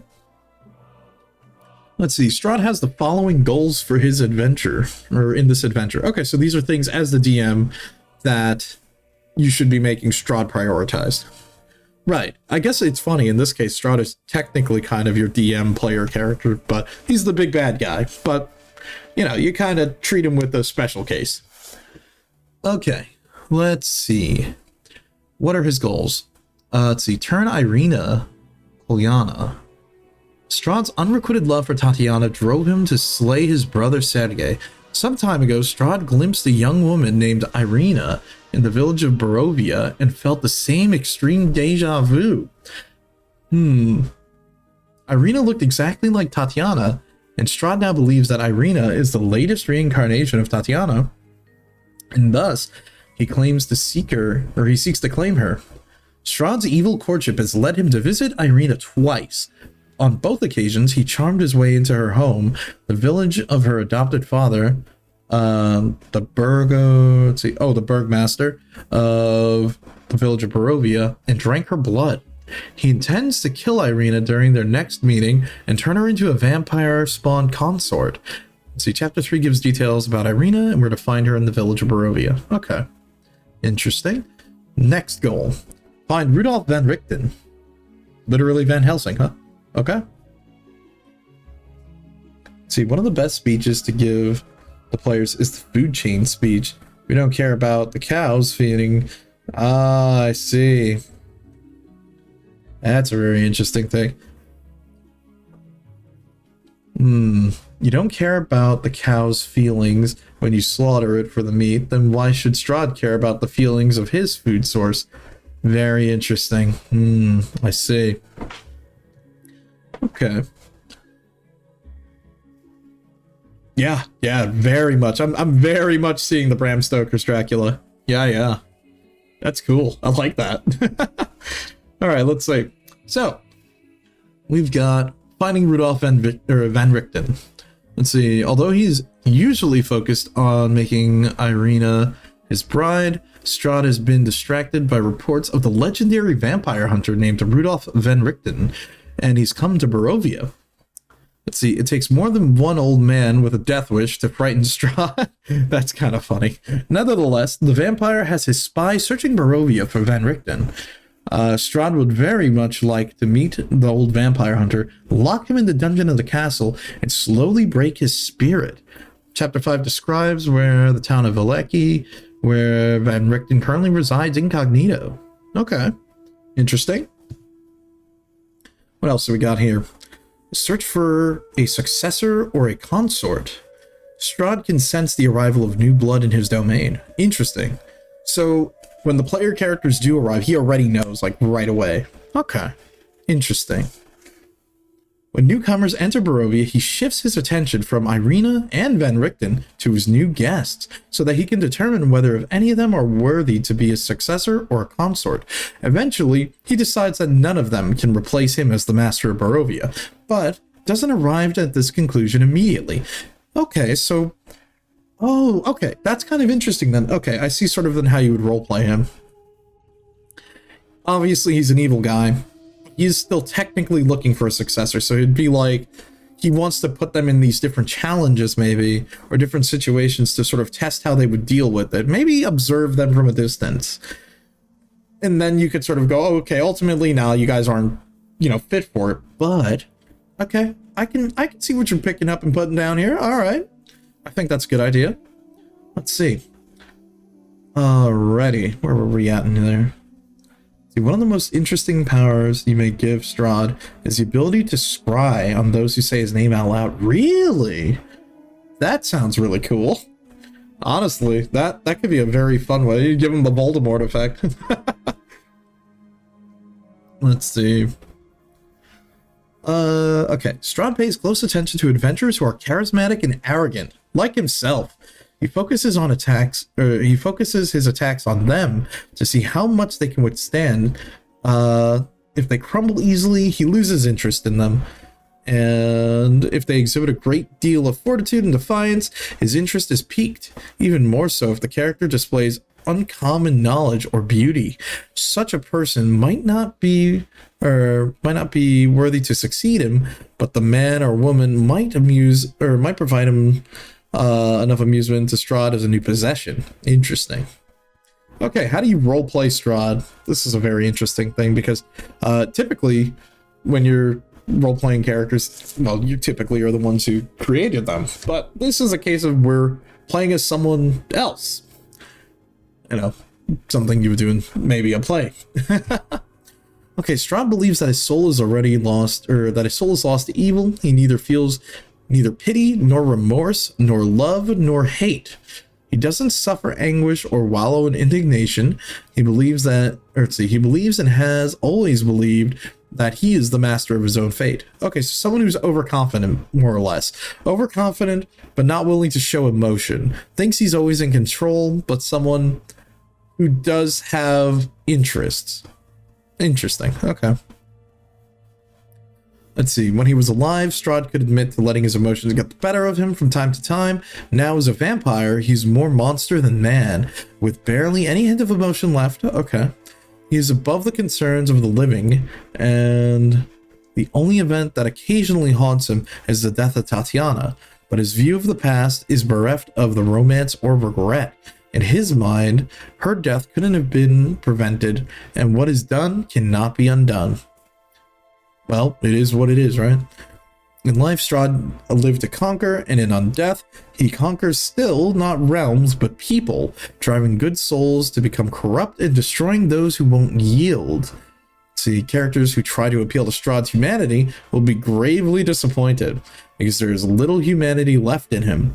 If they speak to Strahd and ask why he's preying on Irina, he tells them that Irina's body is the host for Tatiana's soul, and that Tatiana's soul belongs to him. See, Strahd can be seductive and subtle when he chooses to be, especially if the person is clever or attractive. Men and women of beauty and cunning amuse Strahd for the time, playthings to possess or discard as he desires. Interesting. Let's see. If he senses a lack of cohesion in a party of adventurers, he preys on that weakness and tries to drive a wedge between characters by promising to help one of the expense of the other. Okay, so he'll try to strike deals with other players. I see. Huh. If Strahd senses an evil in a person, he cultivates that tendency by offering to turn that character into a full-fledged vampire after helping Strahd destroy the rest of the party. Ultimately, Strahd does not honor his promise, instead turning the character into a vampire spawn under his control. Yep, that's what I figured. So, at the end, false promises. Interesting decision here. During dinner with Strahd, your players left the castle without saying goodbye, and as soon as... interesting. Without saying goodbye. So as Strahd, I said there are faster ways to leave the castle by pushing a player off the bridge. Wow. Letter of agreement. Not the letter of it. I see.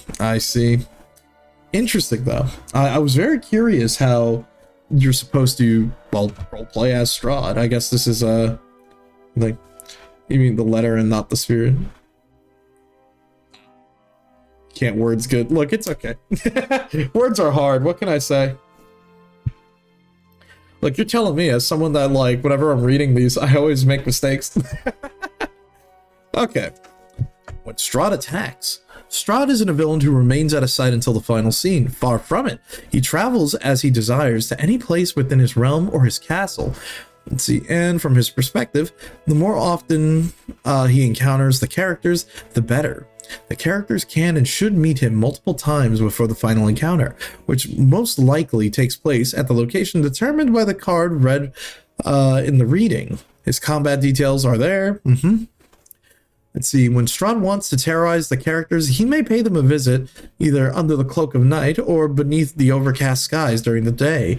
If they're indoors, he tries to charm or goad characters into inviting him in. Yep, classic vampire rules.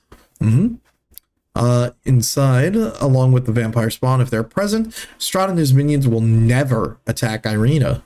Important. Yep, that is very true, considering what we know about him. Okay. These encounters are meant to test the characters and not to kill them. Right, exactly what I figured. After a few rounds of toying with them, Strahd and his fellow creatures will withdraw, and if the characters retreat, Strahd is likely to allow them to flee, savoring their fear and believing that he has broken them. Alright, that's interesting. Okay, this is what I'm very interested in, because I've heard this can be interesting. Wow, redundancy. Whoops. This is where things get interesting. Fortunes of Ravenloft. The events for the adventure are part of a dark, twisted fate that a fortune teller can discern the cards of a tarot deck before the run. You must draw cards from the deck to determine the following elements of the adventure: Strahd's location inside of the castle, the placement of the 3 important items that can be used against Strahd. Oh, I get this. Oh, this is really cool. So this actually gives you a little bit of replayability if you were playing the module over and over and maybe played it with a couple of friends. Depending on the card reading, you can sort of shake it up a bit. That's cool. You know, you get a little bit of variety whenever you play this with some friends. That's cool. Okay. Let's see. The placement of the 3 items that can be used against Strahd: the Tome of Strahd, the holy symbol of Ravenkind, and the Sunlight Sword. The identity of a powerful ally in the fight against Strahd. See, this card reading can make the adventure different each time you play it. At some point during the adventure, the character will likely to meet Madame Eva and the old Vistani seer. We can perform the same card reading for them. Characters can also have Esmeralda. Yeah, Esmeralda Davenier? Davenier? Is that how? I think that's how it is. So you can have Esmeralda Davenier perform a card reading for them, provided she has her deck of tarot cards. Esmeralda's cards are hidden in her wagon. Okay. You can do this with a regular deck of cards. Okay, that's cool. Oh, thank you for the reminder. Let me drink some water.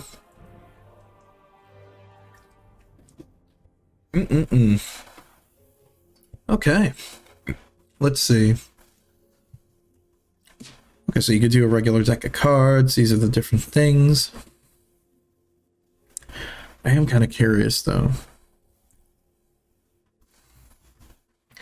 It's a Ghost, Innocent, Marionette, Dark Lord, Mist, Executioner, Broken One, Tempter, Beast, Donjon? Donjon? Dijon? Raven, Seer, Artifact, and Horseman.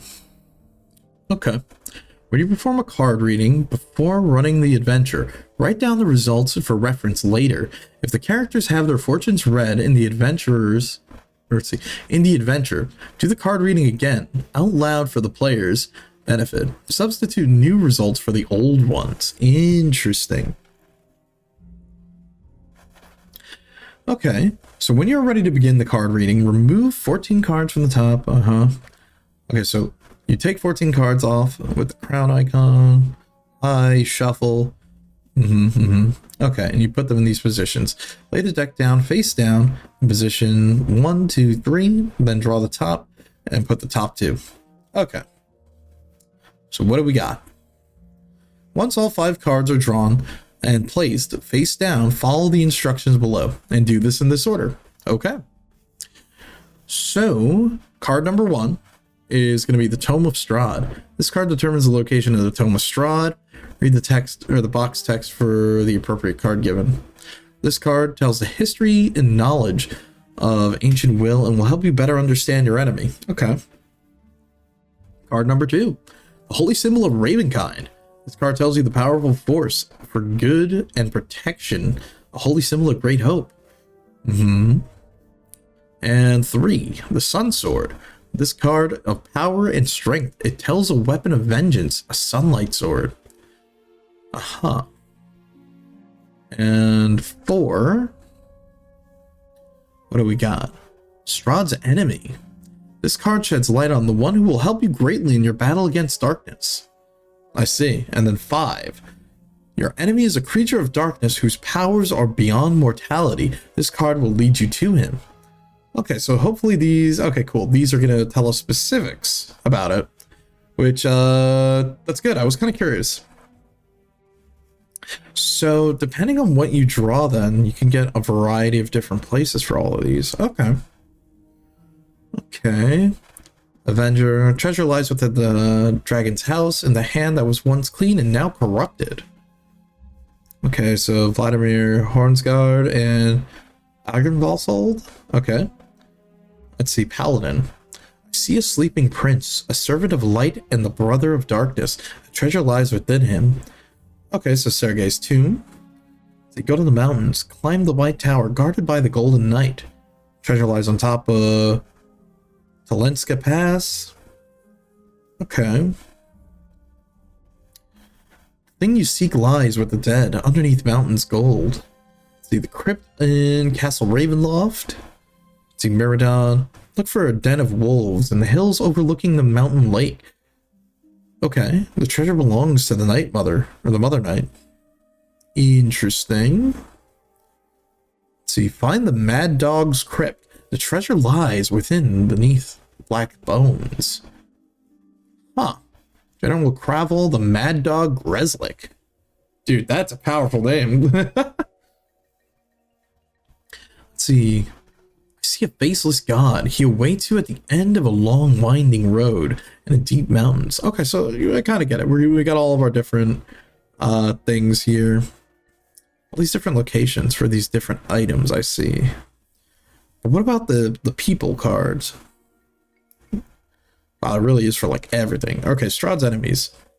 Okay, that card refers to that person. Look for an entertaining man with a monkey. This man is more than he seems. Interesting. Card reading, he sheds his disguise for an introductor. Oh, I see. If you question him about the card reading, he sheds his disguise and introduces himself as Dr. Rudolf van Richten. Ah, okay. Characters might think that Gedolf Binsky, the toy maker of the Valaki, is a figure they seek because he has a pet monkey. If they speak to him about the possibilities, Binsky jokes that he and the monkey are old friends. But if the characters ask him to come with them to fight Strahd, he'll politely decline. If the character tells them about tarot card reading, Blinsky admits that he acquired the monkey from a half-elf, wow, I can't read, carnival ringmaster named Rictavo. Let's see, what else? Oh, there's werewolves here as well. Oh, well, that's also very old school. What else? Hold on, let me just do that. There we go. Move that over a little bit. Let's see, what else do we have here? Your greatest ally will be a wizard. His mind is broken, but his spells are strong. You can find the Mad Mage. Interesting. There's a lot more supporting cast characters. Let's see, the Dark Lord. Ah, the worst of all. You must face this evil alone. There is no NPC who can inspire the characters. Ooh. Don John. Search for a troubled young man surrounded by wealth and madness. His home is his prison. This is referring to another character. Okay. Okay. So these are just like referring to a lot of different specific NPCs that you can run into in the campaign. Okay. Evil's Bride is the one that you seek. Ah, perfect. And Strahd's location in the castle. I'm kind of curious about this. Let's see. Strahd's location in the castle. Drawn from the highest deck. Let's see. This determines Strahd's location in the castle Ravenloft, where the characters are sure to find him. The first time the characters arrive at the foretold location, Strahd is there, provided he hasn't been forced back into his coffin. Okay. Let's see. He could be in the chapel. He could be in the audience hall. He haunts the tomb of the man he envied all. Could be his brother's tomb. Let's see. Faces a character in his tomb. Let's see. Halls of the Bones. Faces characters in the Halls of the Bones. Really? In the study.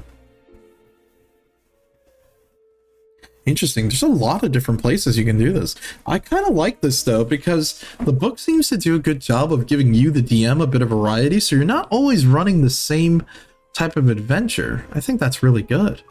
It's kind of a fun idea, because it gives you, the DM, a little bit more replayability, as well as the players. That's nice. That's really nice. Okay, well, we kind of get this. Let's take a look at the adventure hook. In the events that begins the adventure, the fate of Strahd and the adventurers entwined and the characters involved. Okay, so basically it's like, how do you get them to Barovia? Use whichever ones of the following. A plea for help. A colorfully dressed stranger approaches the characters while they're staying at the tavern. The stranger delivers a letter from his master inviting them to the village of Barovia with an urgent request for their assistance. If the characters take the bait, the fog engulfs them and they cross into Strahd's domain.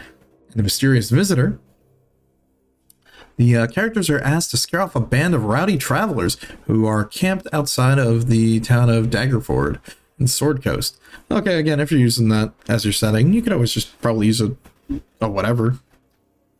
Oh, you can stack the deck for what you want while still drawing the card, which is what you did. Nice. No, that's actually a really good idea. Like, you could either stack the deck or maybe even take some cards out so you can sort of narrow it down even more. I like that. I think that's such a fun idea. I'm totally gonna steal that. That's a cool idea. Let's see.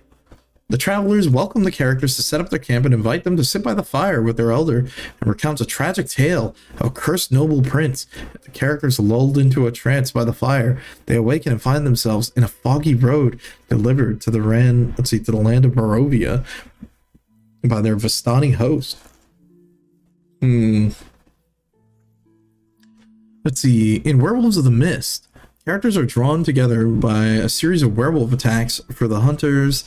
Or this pack of line recopes leads the characters into the forest where they're swept into the land of Barovia. This book assumes that the use of the 5 factions featured in the Adventurers League. Okay.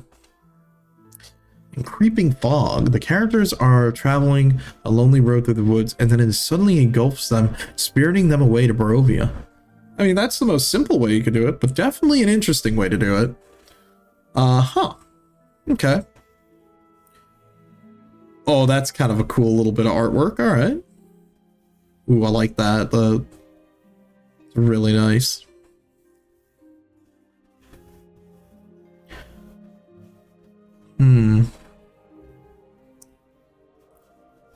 Also, that's funny. I like that he has all these spells prepared just in case you needed to know.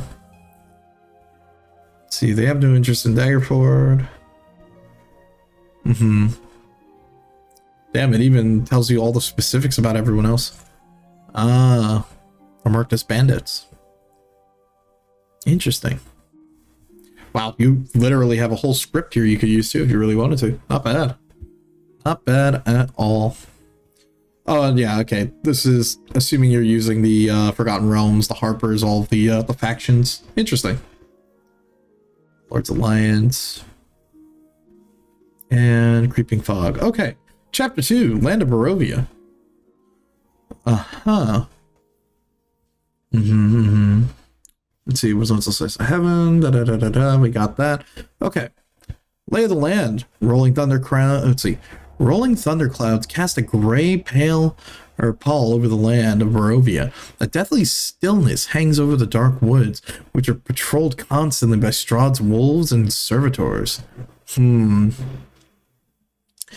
The evergreen trees of Salvich Woods climb the sides of the mountains and close in the valley. Okay, so it's, again, so the mist traps you into Barovia. Barovia is this mountain valley kingdom. Okay. We understand that the fog is sort of what's around the bordering sides of it. Let's see. Oh. I do gotta tell you, all right, I'm gonna allow that just for the second, but it's funny that you say that because as soon as you typed that, the auto mod shot that in the foot. I saw that and I was like, oh,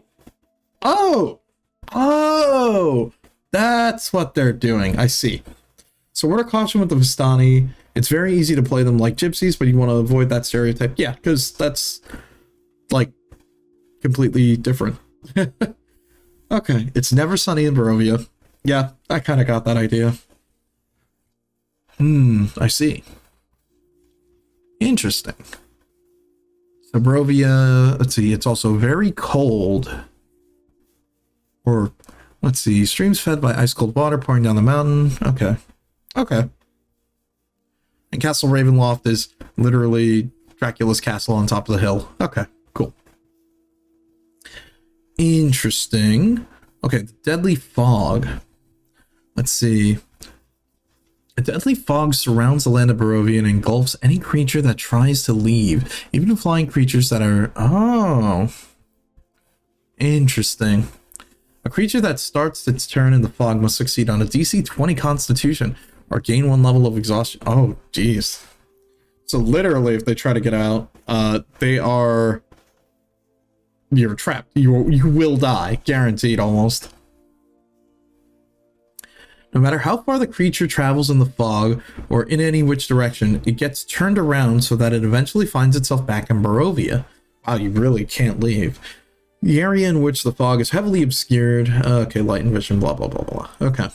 Sunlight in Barovia. By the will of the dark powers, the sun never fully shines in the lands of Barovia. Even during the day, the sky is dimmed by a fog or a storm cloud. So, okay, right. So it's like a muted color palette. It's like a dim light. It's not going to be a sunlight. I see. Gotcha. Okay. So I think I can understand sort of how you would do that. Let's see, alliterations to magic. Barovia resides in its own demiplane from all other planes, including material. No spells, not even wish, allows ones to escape Strahd's domain. As for projection, teleport. Okay, cool. So he's got the anti-magic bubble around it. So no cheating, no teleporting, no banishment. Let's see. Without leaving Barovia simply fails, as do effects that banish a creature to another dimension or plane of existence. These have restriction. Yep, there it is. You know, actually, that's a good point. I didn't even think about it. You're right. Drows would do very well here. Not bad at all. Let's see. Right. See, magic that allows transportation to the border of ethereal, such as etherealness spell or etherealness features incorporeal. Word soup. Can't leave the domain, get pulled back. See, for the purpose of spells whose effect across or sending blocked by the planar boundaries, such as sending, Strahd's domain is considered a plane of its own. Magic that summons creatures or other things there function normally in Barovia, as does magic that involves extra-dimensional space. Okay. Let's see. Even though Lolth is your favorite goddess, you never actually played a drow. Well, you might have that chance soon enough. Let's see. Cosmetic spell modifications. Interesting. This is kind of fun. At your discretion, a spell can be modified cosmetically to enhance the horror atmosphere. Alarm. Instead of hearing the mental ping when triggered by alarm, a caster hears a scream. Bigby's hand. The conjured hand is now skeletal. Find familiar. The familiar is undead.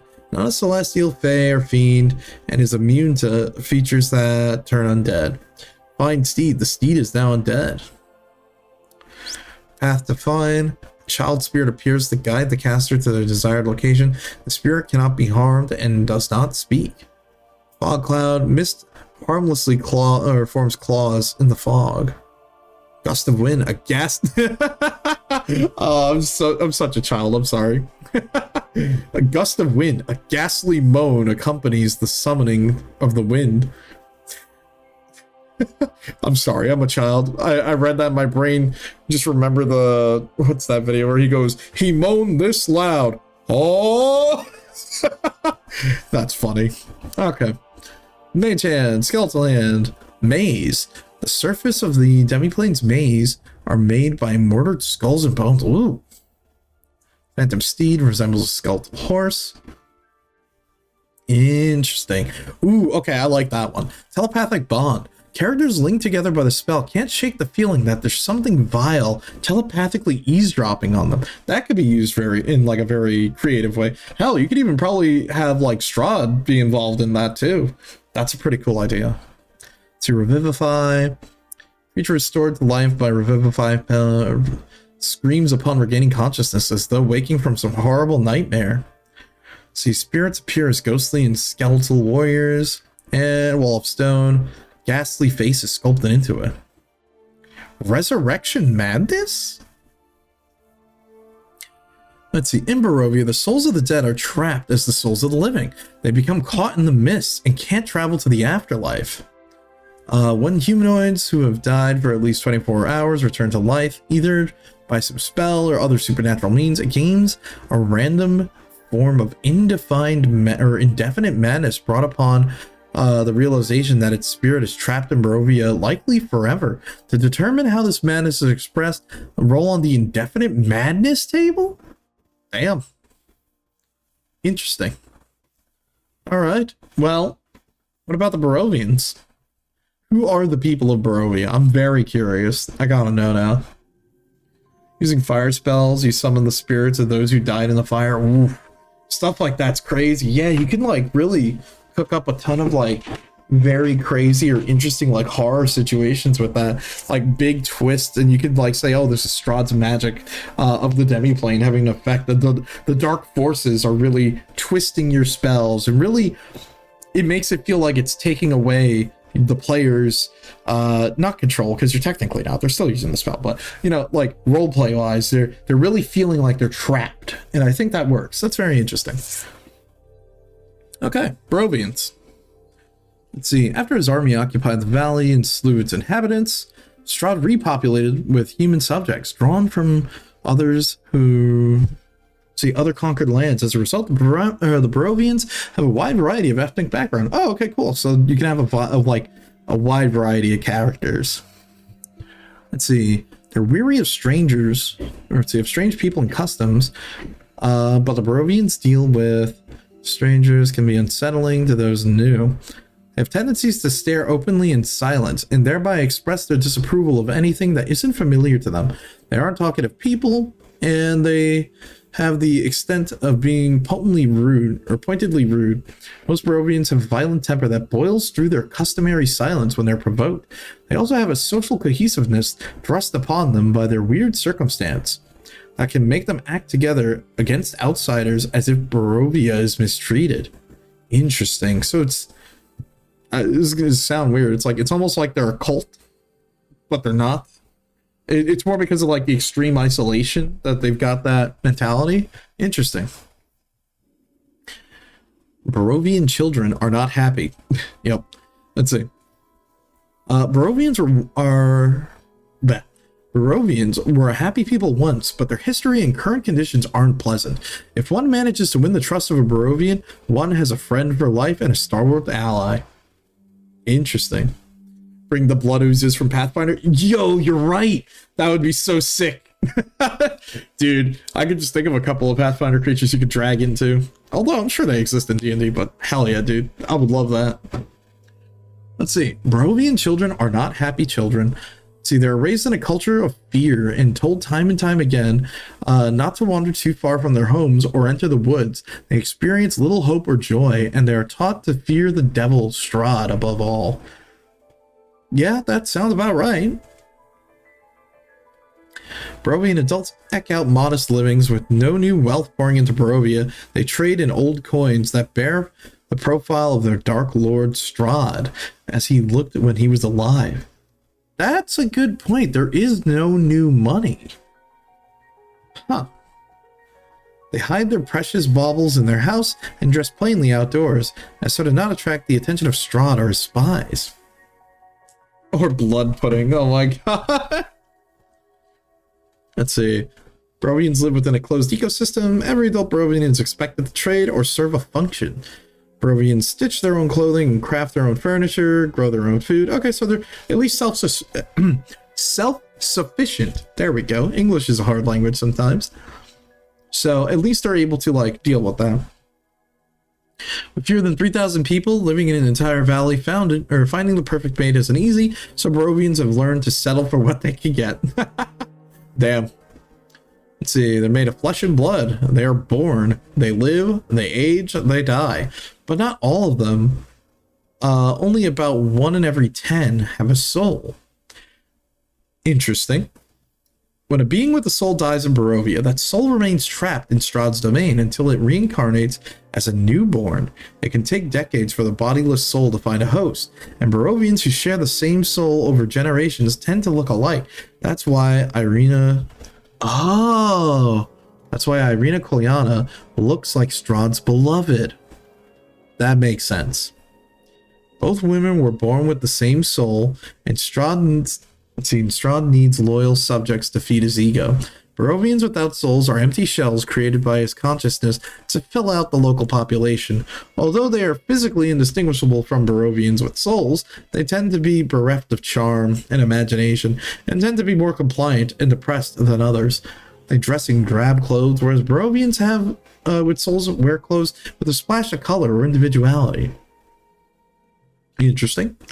Barovian women, soulless or not, can give birth. A child born in Barovia might have a soul, or even if, might have a soul even if one or both of the parents do not.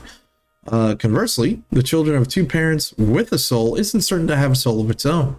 Barovians without souls are maudlin folk, who experience fear, but neither laugh nor cry. Ah, interesting. Okay. Irina and her brother Ismark both have souls, as do all Vistani, which are Barovians. Let's see, which Barovians have souls and don't is left up to you. Interesting.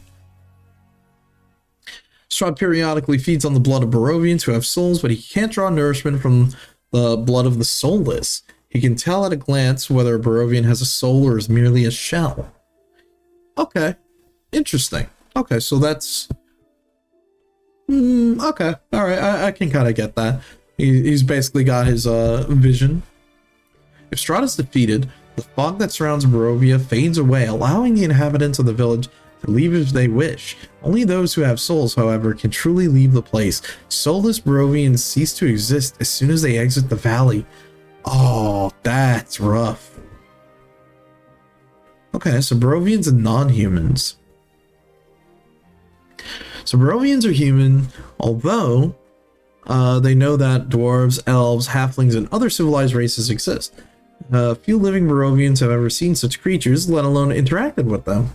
Aside from the selective dusk elves of the Vallaki, the only non-humanoids most Barovians are familiar with are the adventures that Strahd has lured into his realm. Barovians thus react to non-humanoid creatures the same way most humans in the real world would, seeing an elf or a dwarf or a half-orc adventurer walking down the street. You know, that's a pretty good way to put it. So you had a crazy experience with the blood pudding one encounter. You're trying to keep it infused in your cavalier and just to flex out. Let's see. You tried to go into your spider mount. Let's see, near your mount, or having a flex off while this blood pudding tried to eat us. Nice. Oh man. Oh dude, wait a minute. Actually, you got to actually try and play a cavalier in a campaign? Nice. It's funny. Me and my friends, we have trouble when it comes to like mounted classes, because typically a lot of our campaigns, it's very difficult to play a mounted class, especially when you go into like a dungeon. You know what I mean? So good on you. Okay. What else we got here? All right. We got the Barovian lore. We're getting our lore dump. But this is good. We need this so we can have a better idea of themes, which we already know by now, where this adventure is taking place. But more important, what NPCs should we use? Where in this case, it's who are the people of Barovia? We kind of got an idea of that. Yeah, you were a Ghost Rider? Hell yeah, dude. Okay. Information about Barovia. The Devil Strahd. Let's see, about Strahd of the Vampires, Barovians believe the following. Strahd is a vampire, he dwells in the castle, no one is welcomed at all. Yep, that sounds about right. Let's see, the Devil Strahd is a curse placed upon the land because of a forgotten sin of the Barovian ancestor. This is untrue, but Barovians believe it nonetheless. Your giant ghost spider wasn't exactly welcome. Yeah, you know, it's funny that you say that. In my first campaign that I ran, one of my friends, he was a druid, but it was really, he was a druid with an animal companion, and the build was basically buffing his animal companion.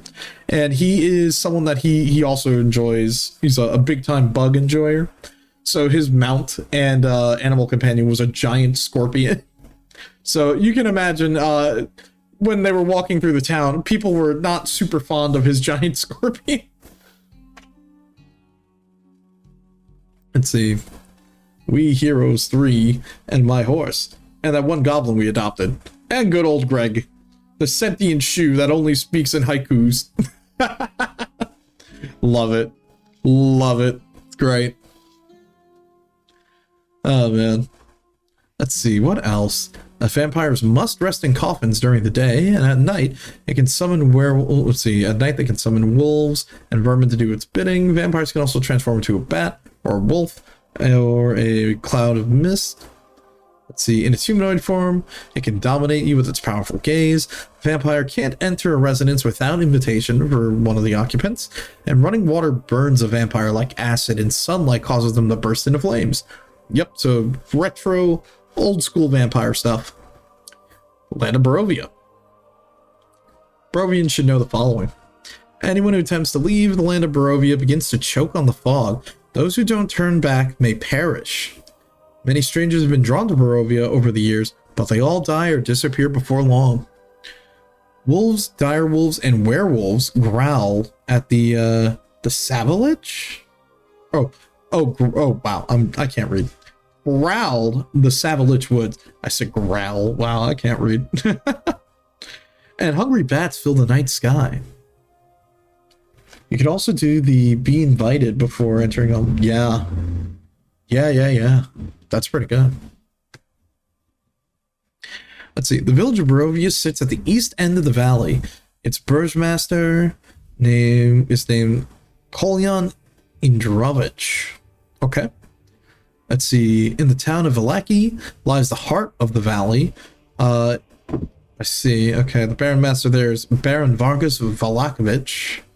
The fortified village of Krez lies at the west end of the valley and is built around an old abbey. The village burgmaster is Dmitry Krezkov. See, Barovians have their own calendar, probably since there's no moon. Interesting. Let's see. Wine is the lifeblood of Barovia. For some, it is the only reason to keep on living. Barovian taverns get their wine from Wizards of Wine. Wait. From the Wizards of Wine's winery near Krezek? Interesting. I mean, to be fair, if you're trapped here, I mean, that would be the go-to, I guess, right? I guess we're hitting up the pub. Let's see. The Mad Wizard of Great Power haunts the foothills of Mount Bartok. He's an outsider and no friend of the vampires. Interesting. Let's see. All right, beliefs and superstitions. Barovians have deep religious beliefs and superstitions as they pass from one generation to the other. Two divine forces watch over the Barovian people, the Morning Lord and the Mother Night. Okay. Before the Curse of Strahd befell the land, the Morning Lord watched over Barovia people from sunrise to sundown, and now the sun has not shone unobscured for centuries, and the Morning Lord no longer answers their prayers. The presence of Mother Night is mostly felt strongly between dusk and dawn, although nighttime prayers to her go unanswered. It's widely believed that she has forsaken the people of Barovia and sent the Devil's Strahd to punish them for their ancestors' offensive. Spirits drift along the old Salvage Road towards the castle. Interesting, okay. Phantoms are all the remains of Strahd's enemies, and this damnable fate awaits anyone who opposes him. The Vistani serve the Devil's Strahd, and they alone are allowed to leave Barovia.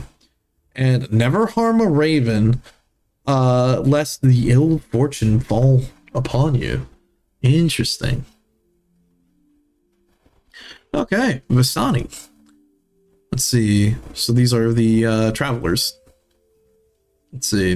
The Vistani, or Vistana, are wanderers who live outside of civilization, traveling about in horse-drawn carriages and barrel-topped wagons called Vardos, which they build on them, and comprised of Barovians, or compared to Barovians, they are flamboyant, dressed in bright clothes, laugh often, and drink heartily. Let's see. As much as they feel at home in Strahd's dreary land, they know they can leave it whenever they please, and aren't damned to spend an eternity there. Let's see. The Vistani are silversmiths, coppersmiths, and haberdashers, cooks, weavers, musicians. Okay, so they're like a trading company, almost, sort of. They're more like nomads, or is that the right word? Yeah, not like that. Let's see. They earn money from telling fortunes and trading and selling. Oh, they're information brokers. Well, that's kind of cool. Let's see. So they spend whatever they earn into supporting their lavish lifestyle. Damn, they party hard. Okay. Each, let's see, family member or clan of the Vistani show little generosity with the oldest members of the ruling roost. Elder carries the bulk of the responsibility enforcing the tradition. Okay. Let's see. So, okay. So they're like a traveling infomonger or like a group like that. Interesting. Okay, settling traditions, disputes, da-da-da-da-da. They're closely knit family. They kind of remind me of I almost said like a mob family. Well, not really. They're not really committing crimes. Well, they are an organization, it sounds like. Definitely a faction. Let's see. Make all the important decisions, whether to choose or act because of their age. Tend to speak in cryptic riddles. Interesting. Let's see. They're close-knit. They tell a bunch of stories and seem lazy and irresponsible to an outsider, but the Vistani are serious people when it comes to acting with their lives or traditions are threatened. See, they are merciless when they want to be, and they are knowingly bring harm or misfortune to those that are kind or banished. The worst punishment a Vistani can imagine, even worse than death. Ah, I see. Let's see. If you ever have read Name of the Wind, let's see, you play them like Emaru. Oh. Actually, no, I haven't read that before. Interesting. I might look into that on the side. Let's see. Strahd's Vistani servants. Actually, I'm kind of curious about that. Because they said, at least, well, from the other Barovians' point of view, they said that the Vistani worked for Strahd. But it doesn't seem like that's fully the case, unless they maybe brokered a deal with him. Interesting.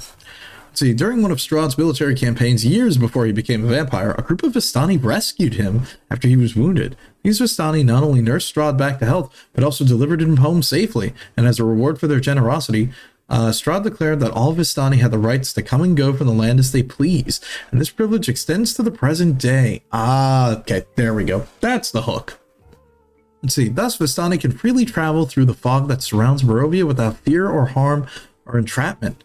See, he honors his debt to the Vistani in part because he envies the Vistani's way of life. You know, I'm pretty sure if he could have it another way, he would like it. The freedom that they have to go wherever they please, their devotion to family, and their festive spirit, the courtesy he shows them is not simply a matter of honor, but it is also born from his admiration of them. Huh. So he actually really does admire them. Cool. That's interesting. That's a nice little footnote for Strahd as a character, too. I guess something to note. He does respect them. Cool. Well, he more than respects them. He envies their ways. Interesting. That's a nice little bit of character building for him. In the century since Strahd has become a vampire, many Vistani have allowed themselves to be corrupted by Strahd. Ah, I see. So by some extent, some of them would consider him their king. Vistani who served Strahd are less likely... or let's see, are less lively and friendly than the normal Vistani. I see. Their hearts are poisoned with dark intentions. Strahd uses them to lure adventurers. Okay. So that's how he does it. Okay. That makes a little bit more sense. I was kind of curious how... because if they're honored by it, it's like, well, they have no fear. I guess that's one way he tempts them. And they're like, well, I could do with a little bit more power. You know, like a lot of typical adventurers falling into the trope, you know?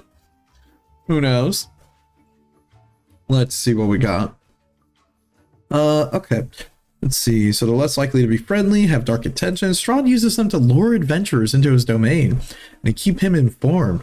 Oh, I just thought of something. Okay. So like, let's say, we're doing the tarot card reading and maybe the players meet up, at a Vistani camp, okay?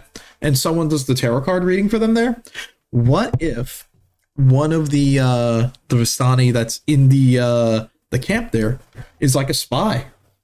There you go. That's something interesting we could try. Okay. Let's see. Uses them to lure. These Vistani will lie to protect the vampire, and they fear the consequences of disobeying him. When it comes to sharing information about their dark masters, Strahd's Vistani pretend to be helpful, but the information they impart is misleading and at best often deceptive. Okay, so they just straight up lie. Got it. They readily tell adventurers that they have a potion that protects them from deadly fog surrounding Barovia. Although this is a lie, they attempt to sell their fake potions for as much money as they can get. Wow. Yeah, wow. You could totally try to scam your players. That can be kind of fun. Look, it's not every day you get to slip a cursed item to your buddies. You can do some fun stuff with that. I like that. Okay, what do the Vistani know? Okay, Vistani believe the following. Strahd comes from a royal bloodline. He died centuries ago, yet endures as an undead, feasting on the blood of the living. They refer to him as the Devil Strahd. Okay. Strahd has taken many consorts, but he has only one true love, a Barovian peasant girl named Tatiana. Vistanis don't know what happened to her. Got it. Strahd named his castle Ravenloft after his beloved mother, Queen Ravenna, or Ravenova.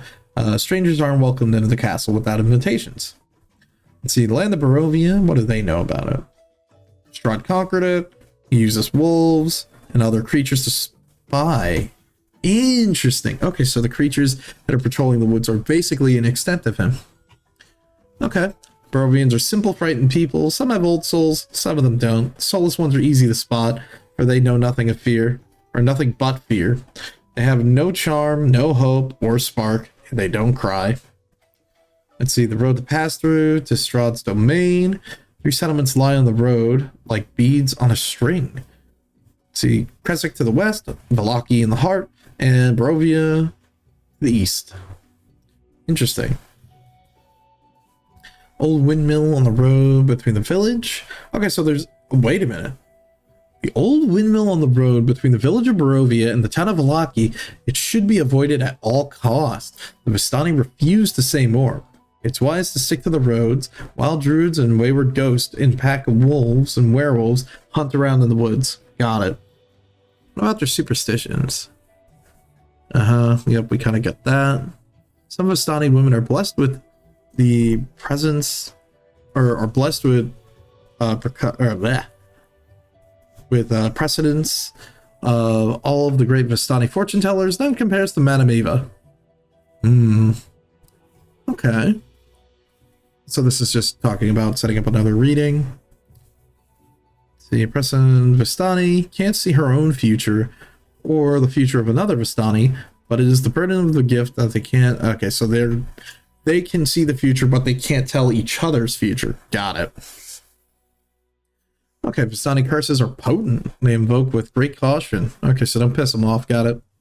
Ravens carry lost souls within them, so killing one is bad luck. Parentheses, the ravens don't carry souls within. Got it. Okay, Vistani curses. What do we got? A curse is a repayment for injustice or slight. Okay, got it. Let's see, curse lasts until remove curse is cast or greater restoration. So what does it do? Vistani chooses one of the effects. Other Vistani curses are possible. They also deal psychic damage to the ones who utter the curse at the end. Okay. Target is then able to perform a certain act involving fine motor control, or such as like tying knots, writing, playing an instrument, sewing. When this curse ends, the Vistani takes 1d6 psychic damage. And so the target appearance changes into a sinister yet purely cosmetic way. For example, the curse can place a scar across the target's face and turn their teeth into yellow fangs, or give the target bad breath. And when this curse ends, they take damage. Damn. And so non-magical items in the possession disappear or can't be found until the curse ends. Interesting. Target gains vulnerability to a damage type of the Vistani source. Okay, that's just rude. Okay, but they also take more damage. All right, fair enough. The target has disadvantage on ability checks and saving throws tied to one score. The target's attunement to one magic item chosen by the DM. Let's see, ends, and the target cannot attune to a magic item until the curse ends. And the target is blind, deaf, or both, and they take a ton of damage. Interesting. All right. Evil Eye. As a free action, Vistani can target a creature within 10 feet that a Vistani can see, and cast Evil Eye, which duplicates the duration of Animal Friendship, Charm Person, or... Oh, okay, so basically you get the pick. Okay, not bad. Not bad at all. Alright, random encounters. What's it like traveling in Barovia? What do we got? Me and the boys walking down the road, and we're gonna get jumped by... Barovian scouts, commoners. So you curse the player to always have 1 gold short of all purchase. That's so funny. Oh, dude, I'm totally stealing that. That's so funny. That's gonna be great. My friend's gonna crack up over that. Let's see, what do we got? Random encounter wise. Dangers abound in Barovia. Check for a random encounter every 30 minutes. Right. Oh, that the adventure spent on the road. Okay, good. I was gonna say, wait a minute, every 30 minutes, bro, we're gonna be going crazy. Oh, if an encounter rolls on the daytime or nighttime table, depending on the time, have Strahd's spies appear. Ooh, I like that. I like that a lot. Okay, that's a cool idea. Okay, so let's take a look. What encounters do we have? Okay, so we have commoners, scouts, hunting trap. Oh, okay, so it's not only just like combat encounters, we have encounters. Okay, I think that's cool. Okay, so we get commoners, scouts, traps, a grave, false trail. I'm assuming that will, you know, make whoever's there get lost. Let's see, 1d4 Vistani bandits, skeletal rider, trinket. The thing with ravens. I'm sure we could actually use that raven encounter, and like you could probably make like maybe make it so if a spy sees you killing a raven or something, they could probably like tell the people back in the village or one of the towns, and that'll definitely scare all the Barovians from trying to talk to you. Interesting. Let's see, a corpse, some werewolves, scarecrow. Wait, what? Like actual scarecrows? Well, I'm sure the book will explain that. Okay, what do we got at night? Definitely a lot more dangerous right away. Okay, so I was right. So definitely undead would be more of the things that we would be encountering. Obviously, more wildlife that we talked about. Bandits. Okay, so, and, you know, needle twigs, blights. I would say maybe treants. We could probably add, like, treants in. Or Strahd could show up in disguise and talk to the player. Oh, yeah. Yeah, there you go. Exactly. This is cool. All right, let's see what these mean. Torches and pitchforks. Wow, you can literally just have them attack, yeah. The commoners rarely leave their settlement. This group may be looking a safer place to live, or an angry mob searching for the characters heading towards the castle. Barovian scouts. Let's see. Seems pretty straightforward. Oh, Scarecrow's a D&D monster. Ah, gotcha. Let's see. These scouts are Barovian hunters and trappers. Maybe they're searching for a missing villager or a townsperson.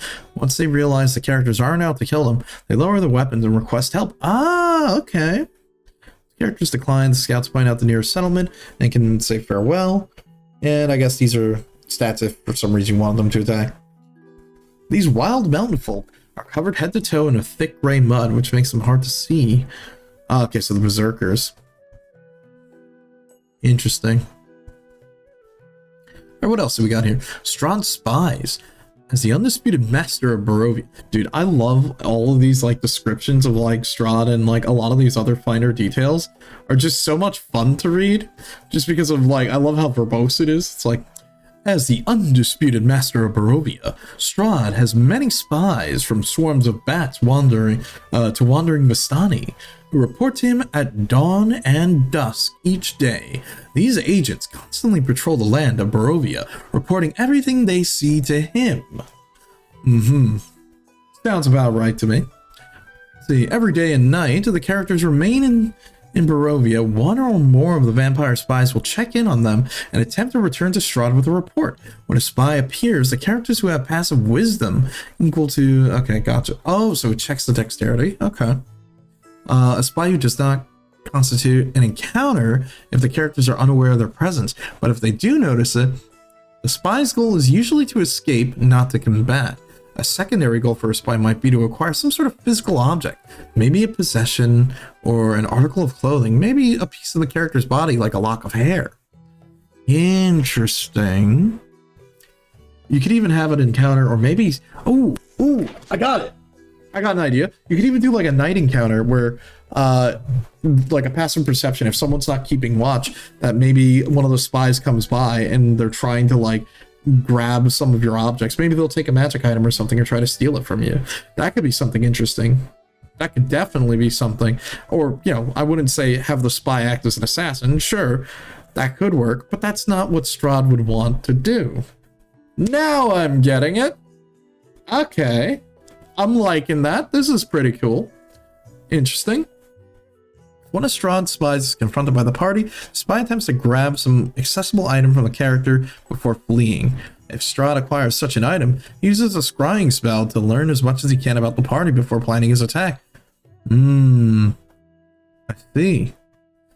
And take the hair so Strahd can use scry, which is one of his spells. Ah, okay. Alright. Interesting. Let's see. Okay, and then these are examples for what to do. Okay, actually, I did want to read these because these are the fun parts. So we do have the list of encounters. We do have, like, some combat stuff. But I do want to see what some of these scenarios are because we looked at the one for the Barovian Scouts and the Barovian Commoners, but I'm curious about some of these other ones. Okay, Berserkers, shunned uncivilized folk, or shunned civilized folk. They try to remain hidden. Okay. So they might attack. They may or may not. Interesting. A corpse. This encounter only occurs if the character is traveling. Otherwise, treat the result as no encounter. You find a corpse. Let's see. The corpse belonged to a wolf killed by spears, crossbow bolts. The corpse belongs to a Barovian man, woman, or child who was clearly torn to pieces by dire wolves. If accompanied by a Barovian scout, see that they recognize it. Oh, so it follows up with the other event. Interesting. Okay. I like that cohesiveness. Oh, actually, I just thought of something really fun. Well, I'm a big fan of like World of Horror, and that game is a pretty interesting thing because reading through all this, I mean, hell, World of Horror is just a digital version of that. That's cool. I like that because you're getting all these smaller events. You got me. You got me. I'm invested. I want to know. Let's see. Interesting. Ooh, okay, that's a nice like horror stinger. Roll 1d6 to determine. Let's see. The corpse looks like one of the characters determined randomly, but it has been stripped of armor, weapons, and valuables. If it is moved, the flesh melts away, only revealing a skeleton. Ooh. I like that a lot. I like that. That's very cool. That's very spooky. It's a good way you can really like get your party with that one. Strahd can learn a lot about the players, even though they may not be aware of which makes encounters fascinating. Are fantastic, revealing details that he shouldn't know about their backstory. That's cool. I like that a lot. I do like that because of the variety of ways Strahd can get information about the party. It definitely makes him a much more interesting villain, or a much more interesting character for you as the DM to play as, because it's almost like you're playing as the DM in the game, literally. I mean, that's kind of his goal. He's playing cat and mouse. But now, literally, you get to assume that role more fully, because now you're really playing with them. You're having spies go and try to mess with them. You're trying to learn about them. You're trying to really break them. You know, it's very interesting seeing that. Wow, what a time for this track to start blaring. All right, guys, we're going to Ironforge. Lower that. That's a little loud. All right, what else? Dire wolves. I'm pretty sure this is gonna be like a regular encounter. Yeah. Strahd's loyal servants. Yep. See, the druid and twig blights. Okay, I'm kind of curious about this. Let's see. Wilderness is home to druids who worship Strahd and his ability to control the weather and the beasts of Barovia. They're savage and violent, and a host of twig blights which fight until destroyed. If all the twig blights are destroyed, the druid loses more than half their health. The druid will head towards Yeaster Hill. I guess it's like another tag to a new area, or another part of the story where you might go. Interesting. Okay, False Trail. This encounter only occurs if the characters are traveling, otherwise no encounter. Discover a foot trail that cuts off through the wilderness. Let's see, an evil druid left the trail. Following it for either direction leads to a spike trap. Interesting. A thin tarp trap. You know, it's funny. I wasn't expecting it to be that type of trap. I was expecting it to be like some sort of encounter, but that's kind of clever too. That's kind of clever too. I like that. You know, sometimes simple is the way to go. You don't always need to make a fancy trap. The ghost encounter. Yep. It'll be, wait, is this a common encounter? Then it goes haunt this land. This particular ghost is all that remains of a person drained of life by Strahd. Decide whether it is a man or a woman. It appears and hisses. No one will ever know you died here. And then it attacks. Okay, if the ghost succeeds in possessing a character, it leads its host to the gates of Ravenloft and hurls the host's body into the chasm. Holy shit! Whoa! That's way more hardcore than I expected. Also, why is like the end of this track literally like 30 seconds of silence on? We're at next. Okay, there we go. Okay, an old grave. There's a 25% chance that the grave is intact, appearing as an elongated earthen mound or a rocky cairn. The characters who dig up the grave can find a skeletal remains of a human clad in a rusty chainmail among the bones of a corroded weapon. If the grave isn't intact, it's been violated, and the characters find a shallow, mud-filled hole. Yep. Let's see. You're in a Curse of Strahd play-by post, and a player dropped down. You're now trying to figure out how we want to proceed with it. Interesting. If I were your DM in that situation, I would just come up with a situation where maybe they were possessed or captured in the dead of night. Or you could maybe even, you could probably come up with a situation where, I want to say almost they become a soulless, or maybe their soul is stolen and they become like lifeless, inert, or put them, it's like, I guess with the permission of the character, well, if they dropped out, you would probably either, one, want to ask them if you would be cool with killing off the character to sort of build into that horror theme for the campaign. But if they're not cool with it, you could probably just even hand wave it. Okay, actually, that is something we didn't talk about before, which we can talk about now. What do you do if a player drops out of your campaign? In the cases that I've had, we either hand wave if, you know, the character was important or not. And typically, I guess, at least in my case, I was kind of lucky that whenever a player drops out, they typically are the player who's not role-playing a lot, because when I run a campaign, we typically do a lot of role-playing. So in our case, we were able to kind of hand wave it away, because they would literally only show up for combat and then just go AFK. So is what it is sometimes. But in a situation where if they're like a key player, I would say you probably want to talk it out with them to say, hey, if you're going to drop out, can you at least maybe, can we work out some way to make it so your character could leave gracefully or something like that, you know? You haven't walked into the castle yet, so you're still in Barovia. So far, the DM has asked if we want to play with the DMPC or if the DM wants to play with a dropped character. Yeah, I would say I would prefer don't do the DMPC, because, again, usually doesn't end well. I would say just treat it as if...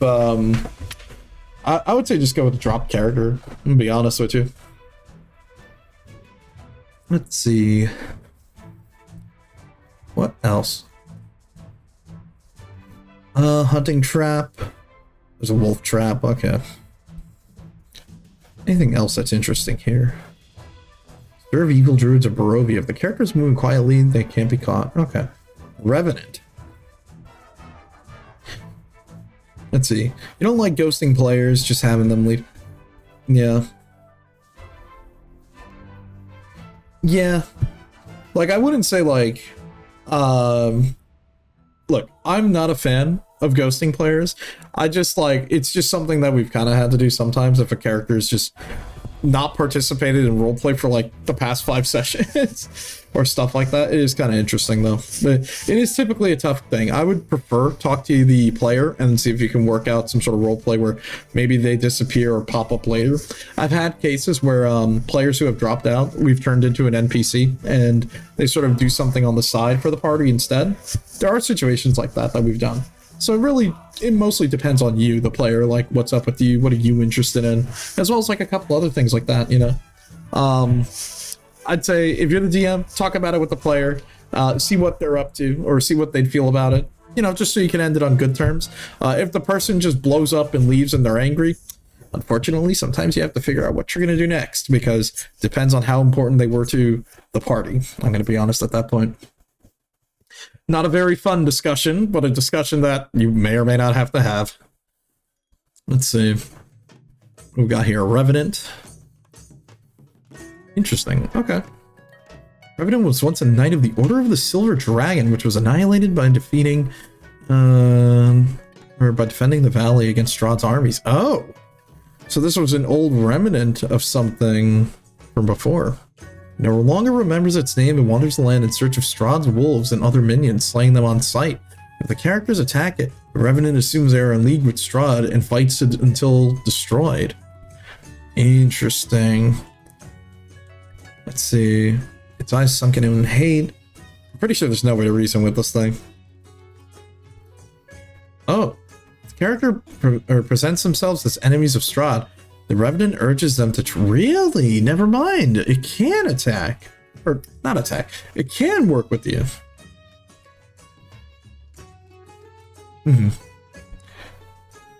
See, player autonomy is very important. You don't want to impose how a player character should feel or act in a specific scene.